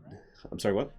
I'm sorry, I don't mean to interrupt. I really don't. They said, even you said that, like when they start an episode, okay, how do we break all this? Yeah, no, that is exactly right. They have to think about ways to challenge this crew because they have such ridiculously advanced technology. As I've said many times, the transporter alone is probably the biggest one for me because they never use that thing appropriately. But anyways, getting back to the point. So Ronald D. Moore was actually one of the biggest proponents in Season 3 of TNG and, of course, in DS9 of pushing that certain stuff just can't be replicated, which, of course, led to the dilithium thing and the latinum thing. And there are other things. I'm not going to go into the full list. There's also a general idea that you can't replicate replicators. That's mentioned a couple of times. You have to manually make those, blah, blah, blah. And as someone, it was Wilson, mentioned in chat earlier, there's also a relevant point. Even if we somehow do have the ability to replicate everything, there's a reason holodeck time is rationed. Right. There's only so many holodecks, there's only so much physical space, there's only so much time. So even if somehow throughput and resources are solved, which they're not, we then have to look at the availability of service, again, because at that point the holodeck effectively becomes a service rather than a good. Excuse me. And power, I think, is an issue too.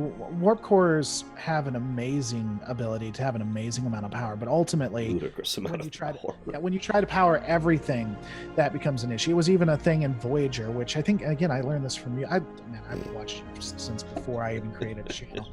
Is why they changed the type of power, which makes no sense. The type of power the holodeck runs on, so that they could justify running it because it's not pulling from the warp core or some. Yep, nope, that's exactly correct. They specifically threw in a line into a season 1 episode. I forget the name of the episode. That what about the holodeck? Oh, the holodeck's power source is incompatible with the warp core. Which, by the way, for those of you at home who don't understand how incredibly stupid that is, the warp core is powering the holodeck. That's where the energy of a ship comes from, the warp core.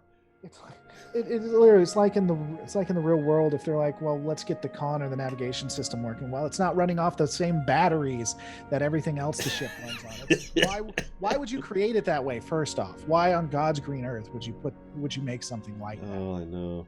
And because the problem is they wanted, and this all goes down to Jerry Taylor, which I have spit some venom at, but going through TNG, I've mellowed a lot about her. Most of my dislike of her comes from Voyager.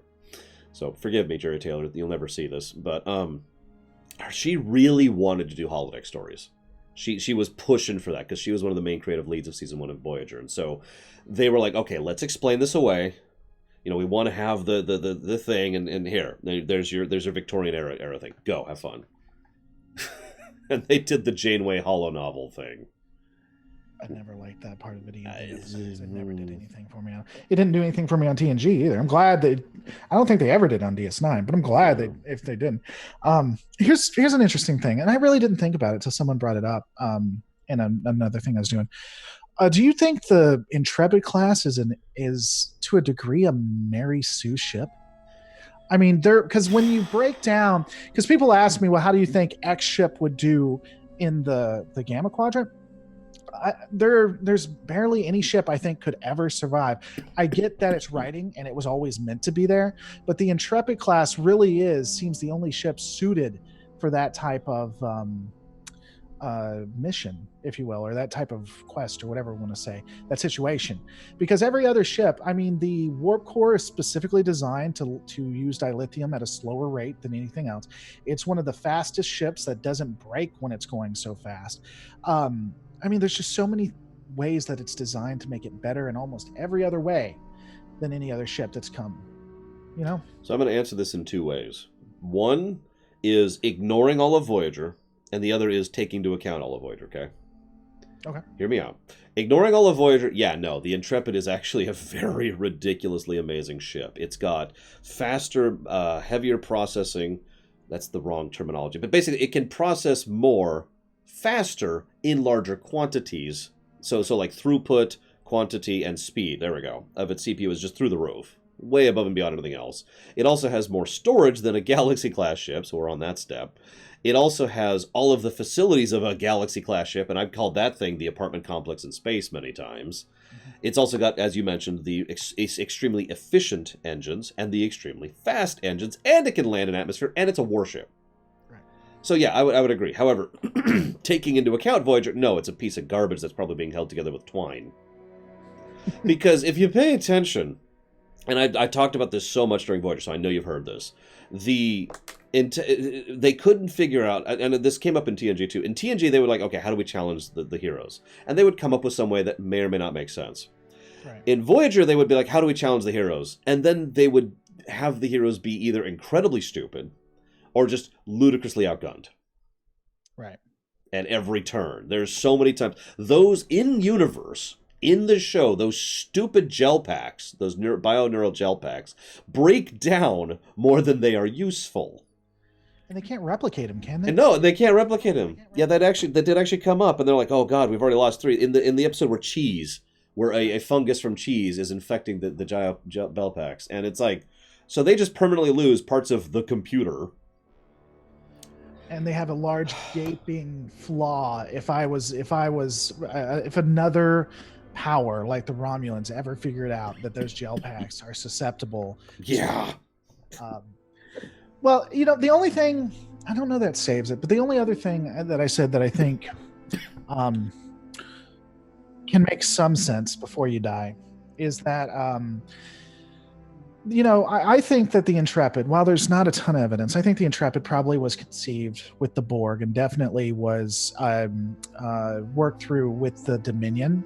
And so they may have been trying to jump technologies, like to make technologies get as advanced as they could. So, I mean, seeing them more powerful isn't out of the way, but just, man, the Intrepid is just a bamf of a ship. It is, yeah, which is a shame because it's such crap in the show. But again, that's why I separated from the show. In universe, the Intrepid's a beautiful ship. Mm-hmm. I wouldn't mind having one of those in my fleet, if you know what I mean. Mm-hmm. I should probably hit one of my second. I've already asked you one question so far. And you're not feeling well, and we're already running. What is the nicest possible thing you can say about Enterprise, the show? It's probably some of the things I could say about Discovery. I think they tried new things. I think they went in different ways. It was interesting to see a lot of people, and I don't know if this is someone who's a fan of my channel, but again, it goes. Luthor, are you a fan of his channel? It goes back to that confusion, because when I talk about it in universe, the United Earth sucked when you compared them to every other power, right? Mm-hmm. The ship was just garbage. A lot of people like, well, it was the best they could do. It was great for humanity, sure, but I'm comparing it against like the Andorians or the Vulcans. Mm-hmm. It was just garbage compared to that, right? Mm-hmm. But it was really good, and it was a leapfrog in technology for them. And I don't hate Enterprise. Some of the episodes I loathed entirely, but that's not all of it. So I think it was a new try. They did some interesting things. Seeing United Earth, seeing the Starfleet characters, not big dogs on campus, I think was an interesting way to take it. And I really like The Expanse. I think The Expanse was what Voyager should have been. I think The Expanse did it. I'd agree on that completely. The Expanse really was Voyager proper, and I'll get into the behind the scenes of that when we get there. But all I'm going to say is that Brendan Braga was given creative control in some extent to season 3, and it shows in so many ways because he was finally left off the hook, which he had been chomping at for 9 years at that point. Right. Throughout all of Voyager's run and throughout the beginning of Enterprise, and Berman finally said, "Okay, fine. Do your idea. It's not going to work, but do your idea." Oh, it worked. Yeah, and it was too late, effectively. It was way too late. Yeah, Enterprise was already, Star Trek was already on a downward spiral. And Kira White Noise brought up something. You've talked about this too. He says they say that's a good thought. The Intrepid is a post-Wolf 359 long-range explorer. Is it to counter the pro-Borg territory? The way I look at Starfleet, generally Cold Dominion War and on, is that they create ships that are required to be scientific. They create, it's a little more nuanced than this, but just to keep it simple, they create warships that are required to have scientific purpose to them. That's what I think we see with the Intrepid, the Acura, the Prometheus. Yeah. These ships are warships that the Federation Council requires to have scientific purpose. And I honestly will be very, very disappointed if they try to return to a TNG era thought without having a lot of political and civil unrest. I don't mind them going back there if they talk about how much unrest it caused within the Federation, but if they just go back there and say, "Oh yeah, we return to it," I don't see anybody ever doing it. Sorry, I'm sorry for the coughing, viewers too. It's still sick. I want to add one thing on top of that, if I may. Basically, just to agree with you, even the Defiant has good sensors in a science lab and is used on Discovery missions many times in DS9, even though it makes no sense whatsoever. But they still do it. They still use the Defiant as a science vessel. The Defiant, which is the most warship they've ever made. I guess that's debatable. One of the most warship they've ever made. Well, and you make a good argument, and I thought of this. I've always thought of this, and before I even heard your argument for it. I mean, there are some original ideas I have, believe it or not. But the Federation Council, I think, here's what I think happened with the Defiant. The Borg had just happened. Everybody was scared to hell, and Starfleet had free reign. And then 2 years happens, and everybody forgets, and the Federation Council thinks they're scientific again. And so the Federation Council comes to Starfleet and says, we want you to make scientific vessels. And Starfleet says, well, that's a really stupid idea, so we'll make warships that have scientific methods, whether you like it or not. Yeah. And so I think the Defiant was the only, if you want to argue, true warship. Post-TNG, because I think they were warships first, but post-TNG, I think the Defiant is the only post-TNG warship because they weren't required to have that scientific moniker with it. But yeah, I honestly give Starfleet a little more credit than I think a lot of people do, because I do think the Federation Council has come and said, we live in a peaceful era, make peaceful. And I think the people who designed and made the ships was like, well, yeah, that's stupid. We can't go against you because that's a coup, but we'll still do it our way. Well, think about it. And then we'll try to coup that one episode, even though that was actually a really dumb move. Yeah. Logical, great two-parter, don't mistake me, but the Admiral's idea was dumb. Mm-hmm. I want to answer Uthor's question too, if you don't mind. So the problem is that the nicest possible thing I can say about Enterprise, I actually like Enterprise Season 3 and Season 4 a lot. Like, there's some stinkers there, but that's some show that I love, like actually unironically love. So it's hard for me to just pick one thing. And ironically, my first thought is the same thing you said. Now, Huthor and I have discussed this independently. The idea that Archer and Starfleet are the new kids on the block is actually one of the better thematic points of Enterprise in general, in my opinion. And the fact that we're just like, that it's basically the exact opposite of the extant. In the extant, the humans were the first ones into space. In Star Trek, the humans are like one of the last ones into space. They're way behind the curve on everything. In fact, frankly, if the Vulcans hadn't chunked them forward, they probably would have been, one of those random, solar system based people we interact with as a 1 week only kind of a thing, right? And so I like that portrayal. I like that perspective. I like how Archer, for all of the issues with the writing of Archer, which I'm just going to skip right over that, I do love the consistent fact that Archer is way in over his head. And Season 3 shows that better than anything else. Spoilers for Season 3 really quick. But there's a bit where so there's a 3-parter in Season 3, which is my favorite Enterprise episodes. Damage, and I forget the other ones. I think it's Azadi Prime, Damage, and something else. The Forgotten, I want to say. And those 3 episodes happen right next to... It is The Forgotten. Those episodes happen right next to each other. Each one of them is a character-centric episode on one of the characters being broken and beaten and how they react to that. One of them's Tucker, which is a great episode, by the way. One of them is T'Pol, and one of them's Archer. And the thing I will never forget is that Archer was broken and basically made all the wrong calls. Now, it did end up working out in the end, but Archer basically became a worse captain because of how he was broken. But I don't mean that as an insult. It wasn't bad writing. It's just that the character buckled under the stress and under the pressure because he was not the person who wanted to be the guy saving humanity. He wasn't Picard, who had 30 years of captain experience under his belt before his show even started. He was the guy who just wanted to go explore things, you know? I'll never forget season 4. He comes back to home. He comes back to Earth. And someone says, "Oh man, I can't wait to be out there. It's going to be so amazing finally getting into space." And Archer just gives him a look. And I forget what he says, but he says, "You have no idea what it's like." And he says something like that. And that always stuck with me to show how Archer was just completely buried by the weight of what he had to do. Anyways, Yeah, that's all I got. so and it's not just the experience. He didn't go through Starfleet Academy. He doesn't have all of the advantages of knowing what every other race would do. And and that's the thing too. I don't mind flawed characters or even negative characters. I love Gul Dukat until Waltz. Yeah, because I think the writers just decided they didn't like the fact that people empathized with them. I don't believe I'll cover that episode next year, by the way. Spoiler alert, I yell a lot. Stay tuned. I think Gul Dukat is one of the biggest villains ever, and I really would argue that he's always been a villain. Mm-hmm. It's just his goals aligned with the heroes, which confuse people a bit. And you can write a villain or a flawed character that you really like. They don't have to be the best of the best. Like for Archer, I think some of his best writing was that come instantly to mind.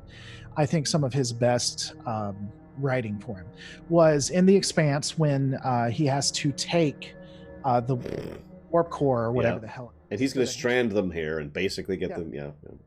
Yeah, and I think that was really well done. I also like where there was, and I forget the name of it, but there was one of the aliens that was a part of the council that they had captured, and ultimately it turns out to become an ally. But they capture him and they find a way to wipe his memory. So what they'll do is they put a fake circumstance and make him try to get information from him and make him think that he's in a situation he's not. And when it fails, it's like, all right, let's wipe his memory and try number 2. That's a horrific thing to do to someone. Yeah, that was pretty messed. But you can at least empathize with why he's doing it. And it doesn't, even though it is bad, you have to think about it before you think it's bad, because he's trying to save his entire civilization against something that's unfair. Mm-hmm. And anyway, we go off course a lot, you and I. It's very unusual. What is the nicest possible thing you can say about Discovery? I already pointed this out to a degree. They tried something new, and I have to respect that. Star Trek was always about, even in the real world, trying something new. And so I like that they looked at it and they said, hey, we haven't had a character-centric Star Trek. And while there is diversity, they're idiotic.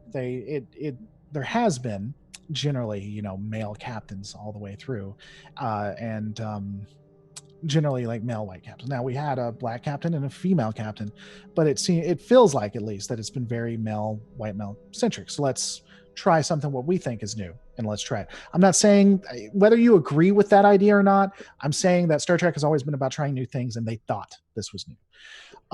So I like that. And there are moments of greatness in Discovery.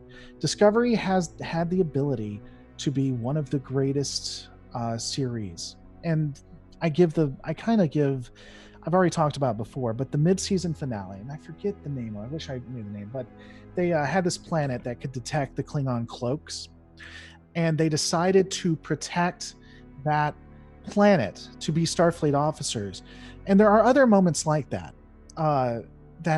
it can be just beautiful. And then another piece to it is sometimes the writing is subtle and wonderful, even if it's kind of continuity breaking. So to give another spoilers examples, well, you're laughing because you disagree, but I do like when Burnham is in the mirror universe, she talks about how the light is different. Even the light seems different.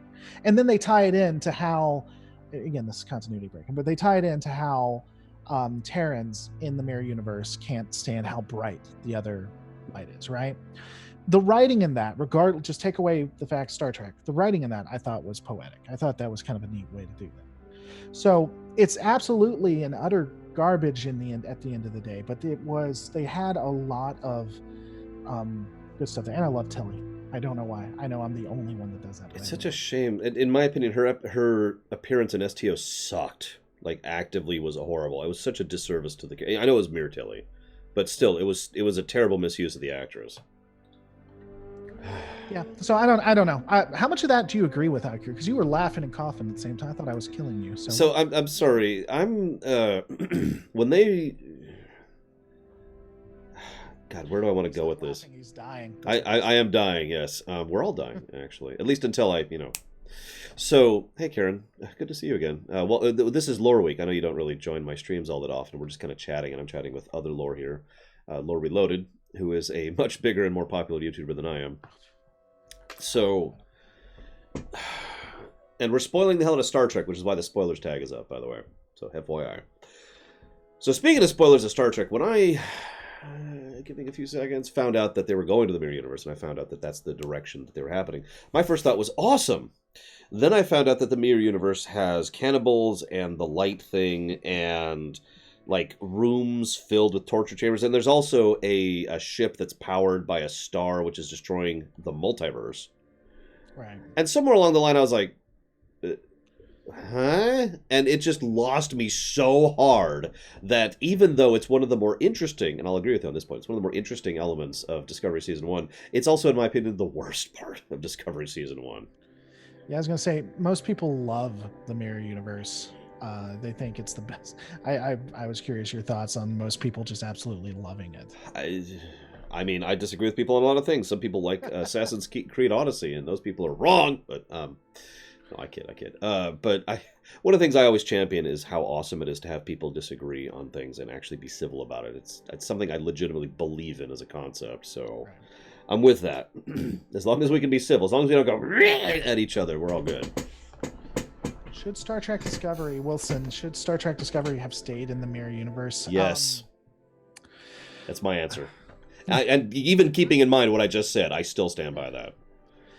It was interesting to watch the way Starfleet officers were reacting to being, I mean, not what happened, but the dialogue of what we were supposed to feel like was happening, like the actual Starfleet officers responding, was an interesting thought to it. I guess it would have at least stopped the degradation of actual continuity, because we don't know anything. We don't know a lot.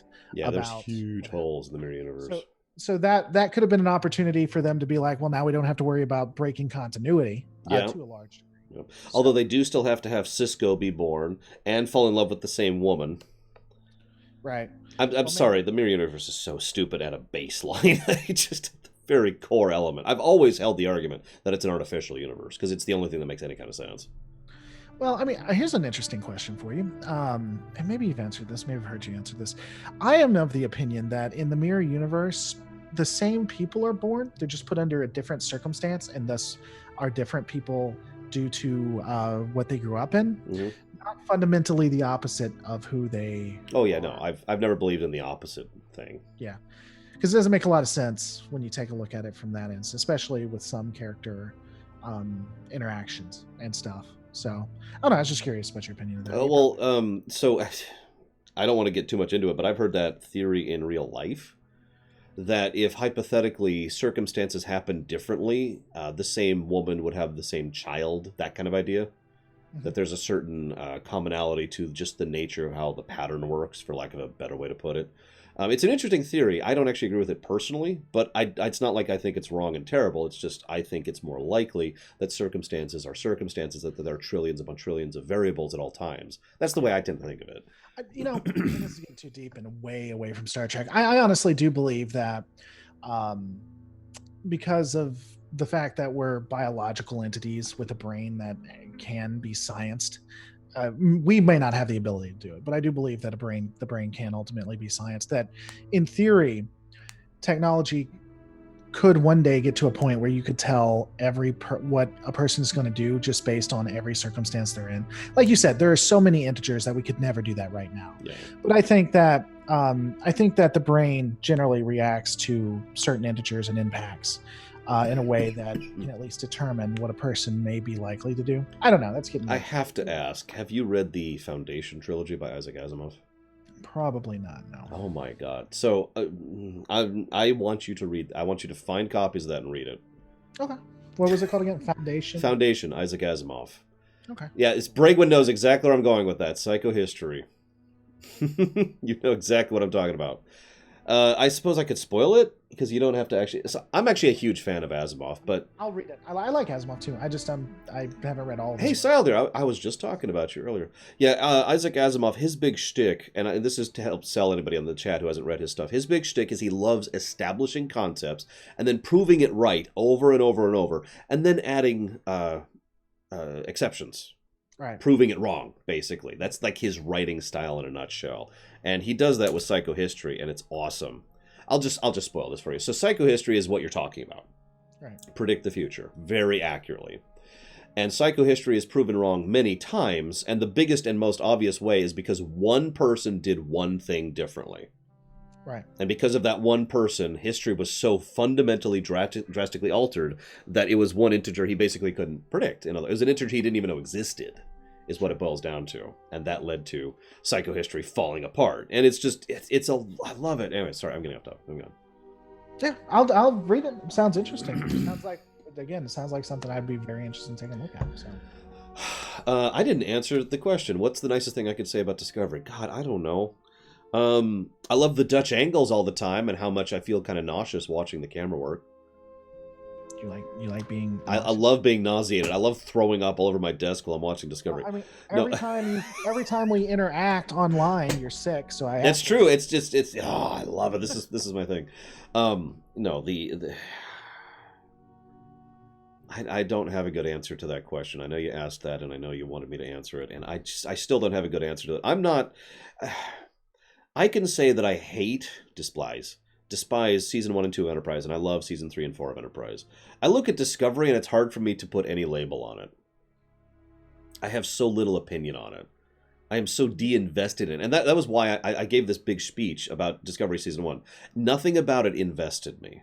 Mm-hmm. I've never rewatched it, and I have no plans to, because it's like, okay, and... I mean, I'll watch it for the show because that's my job. But I was gonna say you're gonna do a series on it. I thought it was meh. It was very meh, and it's why it's so hard for me to say a really nice thing about Discovery, because it's like, huh. Well, this goes all the way back to the Fandom Menace we talked. The one reason that I break all of Discovery down, and watch it and try to tie it in because I in universe everything, is because that's what I do for a living. If it was just me and it was just Lore Reloaded or James the Trekkie, I would probably watch it once like you and most likely never watch it, at least for a decade, and pull it back up. Just walk away. Yeah. But I mean, I'm so invested in it because that's what I do for a living. And it goes back to the Fandom Menace. A lot of people, it's like, not a lot of people, but a small minority can get very invested in it. And it's like, if I just didn't like it, it's just like the cat that's on screen right now. There are many of my viewers right now who aren't typing because they're just staring at that cat in rapt attention, and that's all they can look at. By the way, some people have asked, so he always sits back here with me generally, even when I'm playing games or whatever. What's great, I'm not going to do it right now, but what's great is sometimes I'll get frustrated and I'll forget he's back there and I'll just pull away really quickly, and he just hangs on. It doesn't matter. He knows, he's used to it. Yep. He has never fallen off of that. He knows when I'm getting frustrated, and he usually, what happens if I turn away and stand up or whatever, he'll just watch me and then lay back down because he knows I just need a moment. Anyway, so sorry. Let's get back to the questions here, if you don't mind, because I don't want to. You so want to get off this? You're done. No. I have schedules to keep. So, favorite. So, this is a strange question. So the question is your favorite hero ship class. Now I'm going to define that. Of the big ones, of the main ones, which would be Constitution, Galaxy, Defiant, Intrepid, NX, and whatever the hell Discovery's thing is. Which is your favorite of those ships? Akira. Which isn't an option. If I had to choose among the ones you gave me, what about Sovereign? Can't do Sovereign because it's not a hero class? I guess we could qualify that. It's in a series that's kind of an iffy one, because at that point we would also add the Constitution A onto that list, which does change the value. So if we're going to do that, we'll go ahead and add the Constitution A, and the retrofit. I call it the Constitution A, and the Sovereign. We'll go ahead and add those two. That also means, though, by definition, we probably have to add the Universe class onto the list. No, we'll keep it the... Which is clearly the correct answer. And the Ambassador. Yep, because the Enterprise C. Sorry. Out of the ones you prevented, I'd go Intrepid. Voyager, because I think Voyager was the original, right? I really like the Galaxy, but it is so vastly limited compared to the future ships. So I'd have to go with the Intrepid. I like the ships well enough, but I have never been huge fans of the original series compared to the newer ships. I like TNG and on. I just do. Now, personally, I'm going to answer the question 3 times. So from a purely, and you can feel free to answer the other types of this question I'm answering, from a purely aesthetic, just pure visuals, I'd actually probably go with the Constitution A. I love the way the movie Enterprise looks in Star Trek, 1, 2, 3, 4, 5, and 6. That is a beautiful, gorgeous ship, in my opinion. In terms of where I'd want to live, like the retirement plan, Galaxy, no question. That's a luxury cruiser. The ship that explodes if it gets hit by a speck of dust is where you want to... Yes, absolutely. Okay, just making sure. Because if I die, I don't want to die because my computer got infested with cheese. I want to die because I exploded so quickly I didn't even notice it happening. You'll die in luxury. I'll give you that. And I will die in luxury. They'll be like, oh my God, there's a strange portal. And I will go straight to the holodeck. It'll be like the Titanic scene. Yeah, the ship is exploding and you're just in the holodeck. Yep, I'm just in the holodeck, like sipping, some seltzer water and being like, yeah. You see the explosion right behind you coming in slow. Yep. Anyway, so but in terms of like if I was actually a captain of Starfleet and I was someone who was involved in that, the Sovereign. That's actually a very easy answer for me. Ignoring the fact that it is a beast of a ship, and you know this better than I do because you've studied it in more depth than me. It is also a beautiful ship. And I've always said that the Sovereign is the Galaxy and the Excelsior combined, visually. Yeah. And it is also a ship that has, creature comforts in addition to being a death ship. And I know they all do except for the Defiant, but I would go with the Sovereign if I had to pick that. Yeah, again, the Sovereign goes back to the idea we thought about where they make warships with a scientific requirement. Because the Sovereign is basically meant when they're ready for a fight. Yeah. The beginning of oh man, wow, how do I forget that? First Contact. That movie. The beginning of that movie never made any sense. If Picard was really a huge issue, he would have been relieved because they would just put Riker in charge and bring the Enterprise in. I don't know. The Sovereign was when you were ready for a fight, and that was when they got serious about that. So yeah, I mean, I didn't include the Sovereign just because, but when it comes to what I'd want a captain, I guess it depends. I like a lot of military history and things like that. I don't know. I also like the idea of exploration and stuff. So I think if you want a beast, the Sovereign is definitely a beast. But I think the Intrepid does kind of have a mixture of the two. Oh, yeah. And so that might be what I want to do, just because exploration can be a lot in it too. And I think while the Sovereign is supposed to be scientific, I don't think that's the way Starfleet uses it. You know what I'm saying? No, that's a battleship in modern lingo. Yeah, I think they use it. I think they tell the council that's exactly what it's used, and it just happens to be on Romulan territory. Just happens to be there. Whatever the hell is near that. It's like, oh, there's a rock. I want you to study that for the next 2 years and just see if you just hang out there just in case. Yeah, and just make sure you can be seen. Just make sure that make sure everyone sees that our latest Doom battleship is out there. Yeah. So that's my answer with that one. Okay. So this is an interesting question. What's your favorite format of ship? And I'm going to answer because there's 3 examples that were given. One is blocky, very very geometrical, very concave.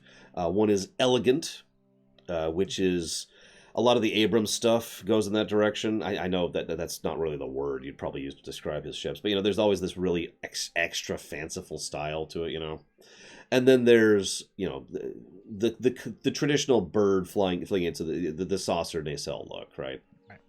Which of those, or another type, if there's another thing you can come up with, because I can come up with another type too, although it's technically a blocky. I don't know. It comes down to what I visually like, is like the Intrepid, the Defiant, the Sovereign, the very smooth, the very not, and that's one of the reasons I don't like the original series. They're too, like you said, blocky. They're too bulky. They're too bulbous too. Yeah, too bulbous. I just really like the sleek designs. But I guess again, it's just the way when it comes to in universe, I'd have to think of what works best for Starfleet and what would work. Because I mean, when you think Galaxy, you think it's pretty bulky and easy to hit. The thing has some great weaponry on it. So I don't know. I guess I'm going to go sleek. I'm not going to try to break it down. I try to break down everything you've given me, and you have a timeline. So we're going to go with sleek, and then I'm going to stop. I would also add another good example of the elegant sleek, whatever, or the elegant non-sleek, would be the Determinism. That's a great example of that type of ship. Yeah. Whereas, for example, the Dominion ships tend to lean more towards blocky. Right. And Klingon ships, I don't know what's going on with them. They don't make any They're sense. just... Even when Gene Roddenberry was in control of how ships worked and everything, they still didn't make any sense in how they were able to propel themselves. I guess that works out. But no, for myself, I would, of course, go with blocky. I mean, duh. And you're probably thinking, well, why, Lore? Well, that's actually very obvious, because we all know the Star Destroyer is the best type of ship in the universe. So, that is blocky. Unfortunately, though, there actually, in all sincerity, very few Star Trek ships are designed like Star Wars ships, which is a good thing. It's worth noting. But that being said, my favorite ships in STO are all Dominion ships. In fact, the ship I'm flying right now is a Dominion heavy carrier, which is effectively a Star Destroyer. So, make of that what you will. Well, and as everyone knows, you're a huge fan of the Venator, the best class. It is the best. Can I get some stabs in chat here, just real quick?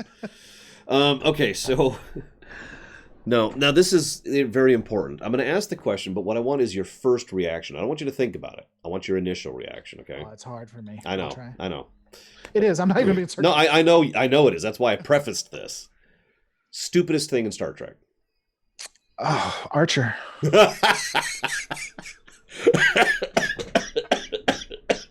He just makes so Oh my god. Really, I don't like a lot of things that Archer does. I think he doomed an entire civilization and didn't even have the Prime Directive, and doesn't fundamentally understand how evolution works, so they're all dead. Or they all became the Breen. I prefer to think I like that theory too, yeah. And they got their revenge. That's why they hate the Federation. It makes perfect sense. We want Earth. Why? Because screw Archer. That's all they scream. You can't tell because they're language. Yeah, they're but yeah, all they're saying is screw Archer. So I posed the question to myself in preface for this one, and I admit 3 things came to my mind immediately because I'm a weirdo. Prime Directive. Yeah. It's been such a sticking point for me for years, which is funny because I agree with the idea of the Prime Directive firmly. It's just the execution of it drives me batty. That's one of the reasons why I don't think it'd pop up for me too, because I think a pragmatic interpretation of it makes a lot of sense. So as long as it's not TNG. By the way, I know you got to go, but one of the comics, I'm doing a lore breakdown of the comic. Admiral Picard is so much better than Captain Picard, but I use his words against him because it pisses me off how different he is. I'm not going to spoil the comic, but oh man, you should read the comic if you care about Star Trek. By the way, it's a pseudo canon. It's like what was the countdown thing to the Abrams movies? It's supposed to be full octane canon, is what they say. Yeah, it's supposed to be at the moment. Currently, you know how this goes. Anyway, so next question here, real quick. What did you want to answer, or do we need? Oh, right. So I mentioned Prime Directive is thing number 1.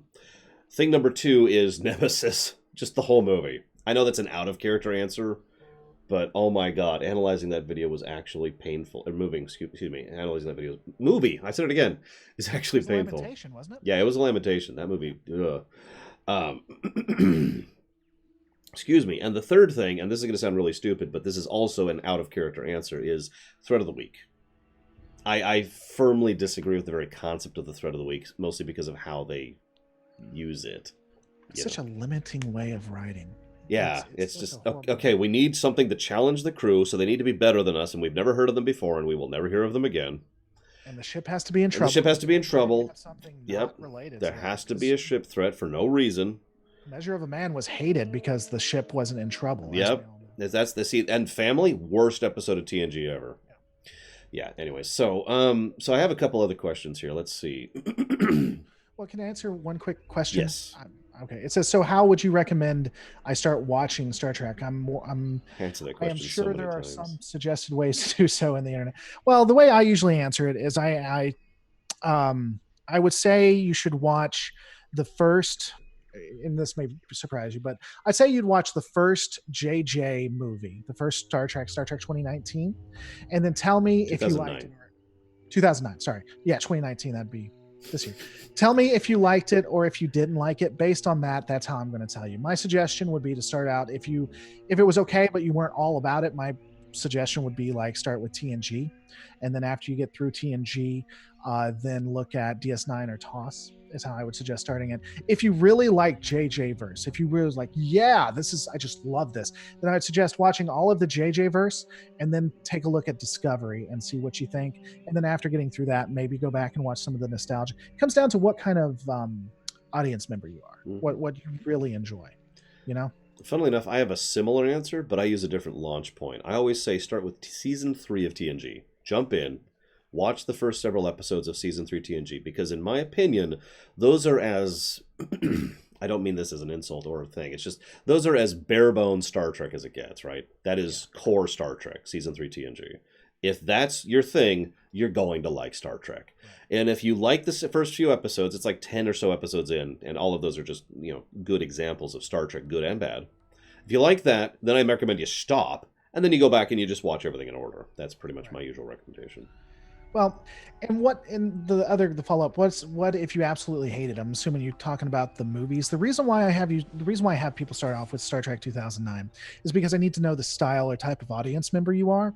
If you aren't the kind that doesn't like simmering, because that's a lot of what TNG season 1, DS9 season 1, TOS can be, a lot of simmering. If you have to be instantly in the action, then it's going to be hard starting those starting points. But if you can get through that, then I think you're better off for it and should do the originals. But if you can't, then really get into the JJ first, really get into Discovery, and then go back and see how actual writing works. And Sorry. I mean, I agree completely. I like Star Trek 2009. I like Star Trek Into Darkness. I have, to this day, used Into Darkness as an example of bad writing. Right. To this day. Anyways, moving forward. Real quick. Do you, this is specifically to you, Otherlore, do you agree with the thrust of Garrick and Quark's conversation about the nature of the Federation and root beer? Oh yeah, absolutely. I think that I don't think the Federation does it on purpose. Well, I don't think a lot of the Federation does it on purpose. I think that they are just a quote unquote force for good that infects you and ultimately turns you into it. I think some people knowingly do that. I would agree with you that they used pressure on Cardassia to get Cardassia to move out of Bajor. And I think Starfleet is aware, and some people do that on purpose. But ultimately, yeah, I think that they come up against a culture. Most people don't mean to, but they infect that culture and they change it from the inside out. Yeah, I would agree. I think you see that in the Romulans too. I think man, I'm sorry. I just like talking to you. Enjoy talking about this stuff. I think when you see the episodes with Spock and the Romulans and stuff, I think that is a type of infection that somewhat came from the Federation, and I think that's how that works. There's an episode we were just talking about the Preservers. What the hell's the name of it? Anyways, the episode about the Preservers, and it was season 7 or season 6, I forget which. It's got to be season 6. It's got to be season 6. Right. Anyways, in that episode, right at the end, there's a scene that I actually forgot about, where after all is said and done, the Romulan captain contacts the Chase. There it is, season 6, episode 20. The Romulan captain contacts Picard and is basically, it's like a nod of respect and support that someday we will show that our similarities are greater than our differences. And it's actually a really good scene, and it's played very well. But that is the same kind of thing I think that you're talking about, is that sort of cultural infection, Yeah, and that happens. I honestly think that happens quite a bit. I hate doing this because it's overused now, but I think to a degree the Romulans had a society that was very Third Reich, very Nazi, where even a lot of the military was like, we don't want to fight the Federation, we have more in common, and a battle would really just cost us more than it's worth. Because you see, that's not the only captain that does that. It happens at least 2 or 3 other times, I think, or at least it happens at least once or twice more than that, where you have a captain's like, fighting the Federation is stupid. We don't want to. Why the hell? And they're going against a regime that just wants control. Mhm. And man, TNG, they should not have given up on the Romulans. TNG No, should have they went shouldn't all the way to the have. end of the season. They had such a deep thing going with that. Especially since the obvious late Roman Republic, for those of you who are a study of history, vibes they have from the Romulans. I don't even just mean that because they're called the Romulans. They really do have a late Roman Republic thing going on, where the Senate is just so fat, metaphorically fat, and rich and corrupt, and just squatting on everything. And just, you could just picture the mental image of the Romulan Senate sitting on the rest of the species, keeping the whole Star Empire down. Right. And they didn't have to deal with all of the issues. Like, again, I forget the name of it, but where Deanna is turned into a spy or whatever. Good episode. That captain, she didn't really have any love for the Federation, but she recognized that fighting them is stupid and that they should everyone should just stay in their corner. I don't think she was necessarily pro-Federation, but she knew that a fight with Starfleet was just dumb.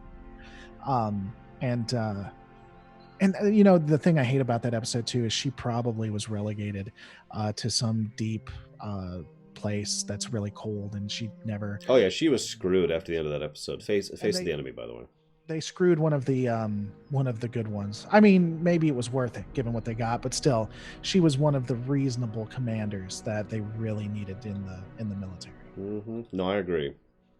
And to my knowledge, and I'm actually looking this up really quick because I looked this up for my rumination on it, but I don't process all of the information. They did something with her later, and I don't remember what. It was not in the show. Oh, I was about to say I don't remember that. I'd be very interested. No, it was in something else, and I can't even find it right now. Ah, here it is. It was in one of the novels, Singular Destiny. That's where it came out. Is it Singular? Because I'm starting to get into the beta canon stuff. I'm going to be doing that at some point. So you said Singular what? Singular Destiny. It's one of the books. Okay. Anyways, because I couldn't remember if they name drop a lot of Romulans in STO, and I couldn't remember if she was one of the ones. But anyways, moving on. Would you take a trip to Risa? Living in the Star Trek universe is one of the scariest things could ever happen. I don't know that I would ever at any point. If I had to, then yeah, I would probably enjoy things at Risa. But like a lot of people say, well, would you live in the Star Trek universe? How cool would that? No, it's not. There are pockets that you just disappear in, and nobody knows wherever you want. There's the Borg, there's the Vidians. Random things happen all the time. Literally, almost every Star Trek episode is a horror story in space. So I'm not convinced I want to live in that universe. But if I had to, then yes, I would go to Risa. See, what's funny is I would totally live in the Star Trek universe, but I would keep my ambitions down because I'd go to Earth and I'd stay there. That's a good play. Yeah, I mean, Earth. just I'm gonna live on this paradise planet that is a paradise by all accounts, and I'm just gonna peace out. I'll study history. We can make some. I'm sure there's little Risas all over there. You can't tell me they don't have like a little Risa somewhere. I mean, there's a few that are name dropped that I don't even remember the names of because they're literally one-offs that are effectively Risas, just like Zachariah Jebediah. He's actually a Risian in chat right now, and he's here trying to infect us with his sexual lust. I mean, and he must be, and he's being successful, so he must be stabbed. He has to be stabbed. Can everyone stab him really quick, please? So, I probably wouldn't visit Risa, even though my headcanon of Risa is there's something to do there that isn't sex. Right. I'm sorry, it always irritates me that every episode, except for Enterprises, every episode of Risa is sex. I actually liked that about Enterprises episode, because what does Archer do? He just gets a nice bungalow, and he grabs a book, and he just chills for a minute. I was like, yes! You can do things on vacation other than screw random people.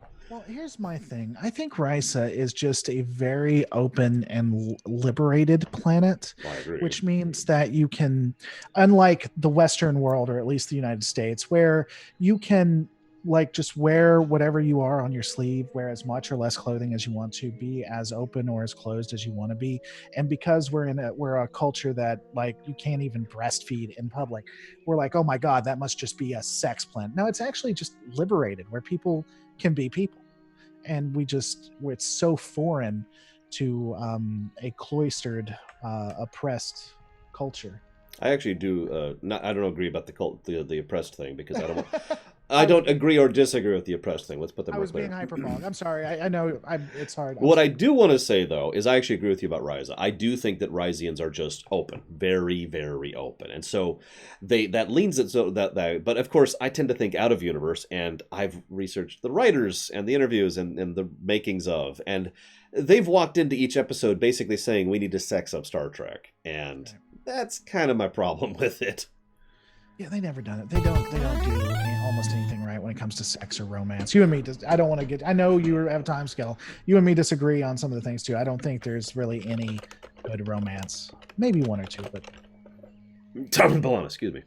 Yeah, I would agree with Tom and B'Elanna. I would disagree with Keiko and O'Brien. That was like one of the worst. I don't want to get you into it. If I can add one thing, because I've had a lot of viewers comment in the same way, I should clarify that the Keiko and O'Brien thing, the reason I call it a good romance is because it's realistic.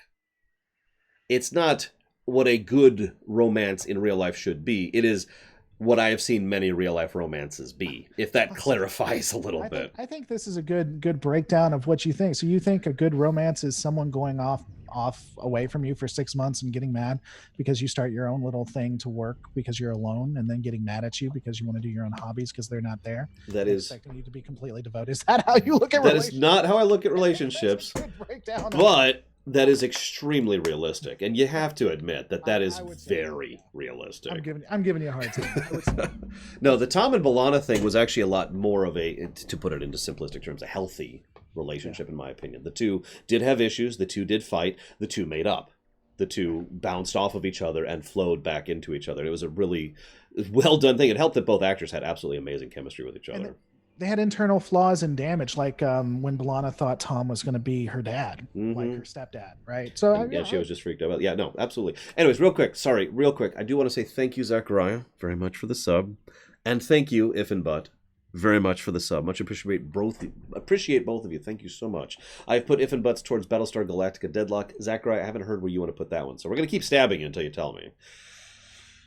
I will also say the Tucker and T'Pol thing was the beginning of a good relationship, in my opinion. Yeah, that never sussed out to really good understanding. I will say this, one of the better scenes in all of Enterprise, in my opinion. It's actually the last scene of the correctly last episode of Enterprise, where they have found out that the baby, the artificially generated baby of hers and his, is dying, and they just hold each other.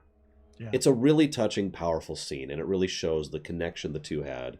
And even if there wasn't really, a true love story, or whatever we might call that there yet, it shows where that could have grown from. One of the best things about Tucker, well, I think it made it seem real and very, I don't know, it was very touching to me, not best, but it's very touching when he said, the doctor said that if we tried it on our own, that the baby could survive. Like, that just seems like it seems like a consolation that I could see myself or someone else having. Like, the baby died, but somehow it's comforting that if we had done it on our own, our baby would have survived. That was a nice bit. I agree, absolutely. And by the way, Zachariah, I've got that for FO7R. Thank you. So, and then the voyages never happened. I don't know what you're talking about. So, so last question for realsies. Very fitting name. This is actually kind of a big question, so I saved it for last. Assuming the Borg weren't completely destroyed by Endgame, because that's canonically the last we've heard of the Borg, how do you think, not counting Picard, how do you think the Borg would adapt and recover after Endgame? This is something I've done videos on and broken down. It depends on which part of the series finale you want to listen to. Because there are parts in the series finale where you have Borg that are doing fine being real, that haven't been as impacted by the virus or whatever the hell it was. And then you have some that are just breaking apart. Literally. Literally. So what I would say most likely is that this was one of two things. This was either a devastating setback for the Borg, and they're going to have to rebuild for millennia, and that's why we're going to see Starfleet get such an upper hand, because they just aren't able to compete because they were set back so far. Or the Borg factioned out to where you had multiple collectives because it seems like that sphere and possibly other Borg weren't impacted, which tells me that there was some kind of separation there. And the separation might have occurred, and then you have multiple factions of Borg that exist. So I think either they're set back to the point that They'll never catch up with the Federation, so they'll be a threat, but never the threat they once were. Or it's multiple factions that fight among themselves as well as the Federation. That's what I think is the most realistic, because a lot of people think that the Borg was utterly destroyed. Then there's things within the series that just don't make any sense, if that's true. I mean, it is Voyager. Yeah, well, it's. I mean, they destroyed the Borg. It was an enemy of the week by that point. I mean, there was nothing that made any sense. How did she intercept that communication? Was it a part? Was it because of what happens on the ship? Do they just instantly know? The fact that the Borg Queen, experiences something that the collective does not, is questioning. I mean, yeah, you could get me on that. No, I've always said I actually love the Borg as a concept, but I think Voyager basically ruined them, and I know that's a very common comment. But I do want to say that of all the things, this is the actual point I wanted to end at. Of all the things that I'm most curious about when it comes to the Picard show is how they're handling the Borg. They have an opportunity to make it really great, or they have an opportunity to completely destroy it. Yeah, pretty much. I don't think. Yeah, and that's my thing. I'm not convinced you can do a middle ground on that. I think they either have to nail it or they're going to destroy it. I really do. No, I agree. Sadly, I've always said, and I'm sure you've heard me say this: the Borg should have been one ship. It would have solved almost everything about the Borg. And yeah, I mean, you were the first. You were the first that I never even thought of that as an idea until you brought it up. And then it does make canonical sense in TNG, because they even talk about the Borg. It's like, is this the same ship? Well, it has the exact same dimensions. Mm-hmm. You know, we're not 100% sure, but it certainly looks the same. Yeah, I mean, everything matches. Mm-hmm. So, and I don't hate that idea. I would love. The Borg really were too powerful. I agree with you there. So I love the Borg, but yeah, they were made too powerful that you just can't have them except maybe a 1 or 2fer. Mm-hmm. You have to get rid of them, because a Borg in the Delta Quadrant should eventually and ultimately just curb stomp everything. It's the literal end of the galaxy. Yeah. The Alpha, Beta, Gamma, all of the quadrants will ultimately be Borg. There's just no way. But it could have been interesting if maybe that was the strongest ship the Borg had, and maybe like when we had the Voyager saying that there were only a couple of planets. Mm-hmm. If after the destruction of the Borg cube you still had them, but they were not as menacing. I don't know how I feel about that. That's the only way you can make it work in writing, though. I honestly, they're too powerful. I don't know that I could write something better. I got to be honest. Yeah, part of the problem for me too is they're, as you say, they're so ridiculously powerful that even though that's an engaging concept, as super powerful enemies always are, at some point or another, you're going to either have to never bring them back, which is the problem, the mistake DC Comics makes constantly, or you need to make them not as powerful. It's really just all it boils down to, because the only alternative is, we win somehow this week. Right. Which just gets ridiculous. Yeah. It becomes a contrivance. Like, in Best of Both Worlds, it works. But if they kept doing a Best of Both Worlds where they always pull something out of a hat, it becomes a contrivance after a while. Yeah. I will say that the compromise that I've always liked is that the collective effectively does actually, I guess evolve is the wrong word. Adapts is actually, I think, the better word. The collective eventually adapts to basically not be the collective anymore. That it adapts to such a degree that they can no longer be considered the same Borg they used to be. And I know this sounds like a strange statement, but when you have a super ridiculously powerful force which doesn't want to conquer and consume everything in the galaxy, it's a little more acceptable. Right.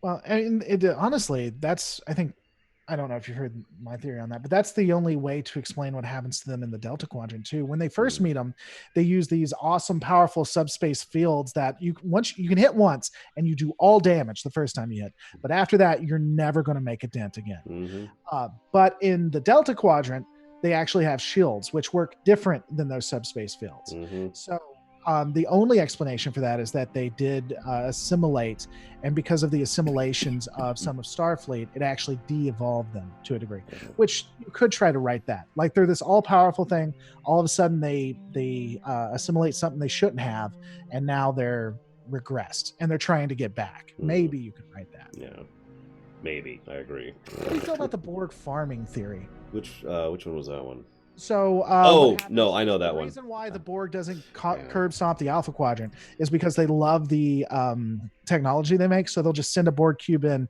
every 50 years to force them to buzz around like little bees and just make more powerful stuff. Even though There are plot holes for it. there are lots of plot holes for that, but the problem is that makes a extraordinary amount of sense to me. It is core, harsh, amoral logic, and that is the Borg in a nutshell. Yeah, it's just, okay, go ahead and do the thing. And yeah, it does effectively make them Reapers, but okay. Yeah. What's the problem with that? It does. And now Voyager, of course, completely torpedoes that idea, but I do admittedly like that idea. It's the only one that explains why they just haven't taken over everything, because they're still looking for perfection and they don't feel like they've gotten it yet. So they're just going to keep hitting that hive until they feel like the technology they got is sufficient to be perfection. It will be very interesting in the wake of this very conversation we're having and all the other thoughts we've all had. To watch Picard, because we know with absolute 100% certainty that the Borg are going to be involved. Yeah. It's also worth noting that Star Trek is the series which canonically in universe posited the idea that an M.C. Escher drawing could defeat the Borg. So, right. Yeah. Well, the only other thing, I know you got a timeline, but I talked with Lisa Klink, who was one of the premier writers for Borg. She did a lot of the Borg stuff in Voyager. Interestingly enough, she liked the idea of them having a religion to a degree. She was a part of the Alpha particle, Omega particle. I was to say wrong particle. Yeah, the Omega particle, and I'll be interested because that was the part they wanted, not just her. I'll be interested if they try to involve some of that into the Picard thing. I don't know I necessarily like it, but I'm just saying it'd be interesting if they take some of that writing, because I think they're going to pull heavy from Discovery. Oh, I'm sure, based on what we've seen so far. I wish it would be TNG, but I think they're going to pull from not Discovery, from Voyager. You'll notice, by the one last thing, and I really do need to get moving on here. Last thing. Sorry, thank you for having me on. Oh, of course, you're more than welcome, and it has been fun. I hope you guys have enjoyed. If you haven't, we'll stab you. But I do have to say, one thing that I find very interesting about the Picard show is that Gates McFadden isn't on it. I think they're going to kill her off. I mean, that's the only thing that makes sense, right? Because, okay, I have recently covered season 7 of TNG. I've talked about that. From my perspective, I've already done season 7 of TNG, so that's all fresh in my mind. There's an episode called Attached, season 7, episode 8. I'm looking at it right now. It's the one where the two get a mind link, even though that makes absolutely no sense. And in that episode, the way that episode was written, the way the actors wanted to go, the way the directors wanted to go, the way the other actors wanted to go, the other actors, as in the other crew on the show, were invested enough in this that this was going to be the moment they finally hooked up Beverly and Picard, something they've been teasing since literally season 1. Do you know why they didn't? Because it was a last-minute change. I don't. So tell me. I feel like I've heard you talk about this, but I don't remember. I'm going to be honest. They wanted Picard to be free so he could have romances of the week in the movies. Well, I mean, if they wanted to go with that full progressive, he should have been in a poly relation. That should have been okay. Well, no, this is like 90s. They weren't ready for that. Yeah, I know. But they can talk progressive all they want. I'm just kidding. I'm sorry. I hope that wasn't too. The point is, though, that is the literal, real life explanation for why Picard and Beverly didn't up, because they wanted Picard to be free so that in Generations he could get together with, and in First Contact he could get together with, and in Insurrection he could get together with, I don't even remember her name. And then in Nemesis, he could get together with... That's why they torpedoed that. I mean, for me, if I was going to... So Sir Patrick Stewart doesn't want to play Picard. He wants to play an evolved Picard that has moved, is different, a different Picard. Yeah, I've seen his interviews about that. Yeah, he wants to... And so if I was a writer and I was going to do it, I was going to do two things, which looks exactly like what they're going to do. This is what I would do. The first thing is I would have Starfleet in some way betray him and his morals and really shake his belief in it. And the second thing I would do is kill off Beverly. And that would dramatically change Picard. And that's exactly what you would have to do if you wanted to make it realistic, in my opinion. Sadly, I actually agree with both of those points. I say sadly because I actually think Gates McFadden is actually a really good actress. Yeah. And it actually bothers me how much her character was screwed over by 7 seasons of TNG. I hate what they're doing. I'll be honest with you. Picard has always been the proto-human for me. We've discussed it a little bit. The pinnacle of what Starfleet is supposed to be. Yeah. And so they're taking that away. They're taking the premise of what Picard, it seems like, what Picard was away. I'm trying to be very open-minded about it, but Picard, for me, was always the proto-Starfleet human. Sisko was the realist, the pragmatic, the what you really have to be in a world that doesn't play by your rules. But Picard was what Starfleet was always meant to be. I actually agree, which is funny because it's part of why I don't agree with Picard in real life. I would not agree with Picard, but I agree with you about Picard, if that makes any sense. I'm in the same thing. I always say that. I'm always like, I've always done that in my lore breakdowns. I'm like, this is a very Starfleet thing to do and exactly what Starfleet would do. It's also very stupid and not what anyone should ever do. Yeah. So I agree with you. Archer was a noob thrown to the wolves. We already talked about that. Both of us agree on that point. Yeah. He was just fling. And then Janeway was an admiral who was a science officer who became a captain. Because that's exactly what you want to do. You want to take science officers and put them in combat. Absolutely. It's especially... God. That happened in Discovery, too. Yeah, actually, yeah, that did literally happen in Discovery. Kirk was the hero. Capital H. Mm-hmm. He was the hero of Starfleet, and that means he was the Luke Skywalker, to put it in such terminology, of Star Trek. Wasn't it you? You were talking about Kirk was never smarter than anyone else. He was never stronger than anyone else, but he had I forget. I think it was you that said he had something else to him.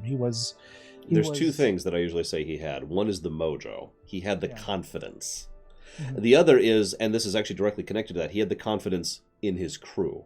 Mm-hmm. He knew how to connect he was a great leader. Let me just say it plainly. He wasn't just a good tactician. Arguably, Picard is a better tactician than Kirk, but Kirk was a better leader than Picard because he could connect people in just an amazing way, and he just inspired people. Right. And I think the way you describe that is because, again, if you look at the series and even the movies, he's never necessarily stronger or smarter than his opponents, mm-hmm. but he doesn't have to be. Yeah, exactly. Star Trek II is a perfect example of that, Wrath of Khan. He was in every way inferior to Khan, and he won. Right. So, and that's a brilliant movie. But anyways, I really should, no, really style, chop this off. So, thank you again very, very much for being on the show. You were awesome. I'm going to be on his show at some point. We haven't hammered out a date yet. Very soon. Well, there's a couple of things. Well, there's a couple. You may be multiple times. I got an idea for you, but we need to talk about it later because you got to. Yeah, I got to hit the Stream of Nations thing, and then I got to play FF3. But yeah, so I will be on his show at some point. Give this man a like and a subscribe. I'm sorry, what? For those who don't know, you want to tell them where I'm at? This guy, let's see, he's Ketwalski at... That's where you want to go. That's exactly where you... No, hang on. I'll actually pull up his YouTube real quick, unless you can get there faster than me. It's just youtube.com/Loreweek. I think it is easy. Yeah, I got the vanity. Well, I actually have the vanity for Archie and Gaia, which is irritating because I can't change again. Here's just a direct link to him. I know that's the channel, but that will lead straight to him. He does a bunch of cool videos, and he has a completely different production value than me, and he is much bigger and more awesome than me. You should go watch this man. Well, and the only other thing to point out is my when you look at my channel, I always try to make it a conversation, which is one of the reasons I love doing stuff like this. So if you take a look and you see things that you disagree with and you go on and you don't like what I say, as long as you're respectful and civil about it, I don't care. I try to make stuff in a way where it creates a conversation. So you may see things that you completely disagree with. I would encourage you to go on there. You'll find people who like hating on me that you can get on. It's just a big deal. Yeah, actually, during the last stream we did last Monday, there was someone in chat who basically said, "You guys look like you're lame, just playing some stupid." Because I read chat, obviously, and I remember just looking at that guy like, "There's always one, right?" Yeah. Yeah, it's whatever. I mean, I generally try to keep it more open than a lot of people prefer, but you have to be deeply respectful. I think I threw that guy off because he just didn't add anything. You need to add something. I mean, it's if you say it. I've talked about this 1,000 times. If you say "get good" in the way that it's usually intended, you're not adding anything to the conversation. All you're doing is insulting them. If you say, as a thought, maybe you should use fire damage on the next boss, and in fact, if you go get this item in this previous town, blah blah blah blah, you're still saying that they're not good. But you are adding something to the conversation by giving some kind of suggestion or some kind of theory on how they can improve or something, right? Right. I mean, that's part of, again, it's just a lot of my stuff, because I don't want to be another space. You really got to go. I know. I don't want to be another space talk or another lore channel necessarily. I do it more like Lorerunner. I put stuff up and then I put my opinion on it. And a lot of people don't like that. They're like, well, just tell us what it is and don't give your opinion. I don't mind stuff like that. But just like, man, this is the worst channel ever. Well, it doesn't do much for me. And let me show you how to unsubscribe so we don't have to deal with it. Hit this button right here and leave me alone. People who come on have done that. I've actually pulled up my screen and showed them how to unsubscribe so I don't have to deal with it. God, I believe it. Anyways, last thing really quick. Every Monday at 9 p.m. Eastern Standard Time, there is a stream on the very channel I just linked, his channel.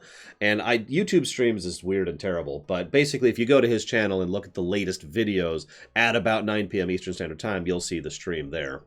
And that's where Jesse, and Ketwalski stream his Star Trek Adventures game. And you should totally go watch that too.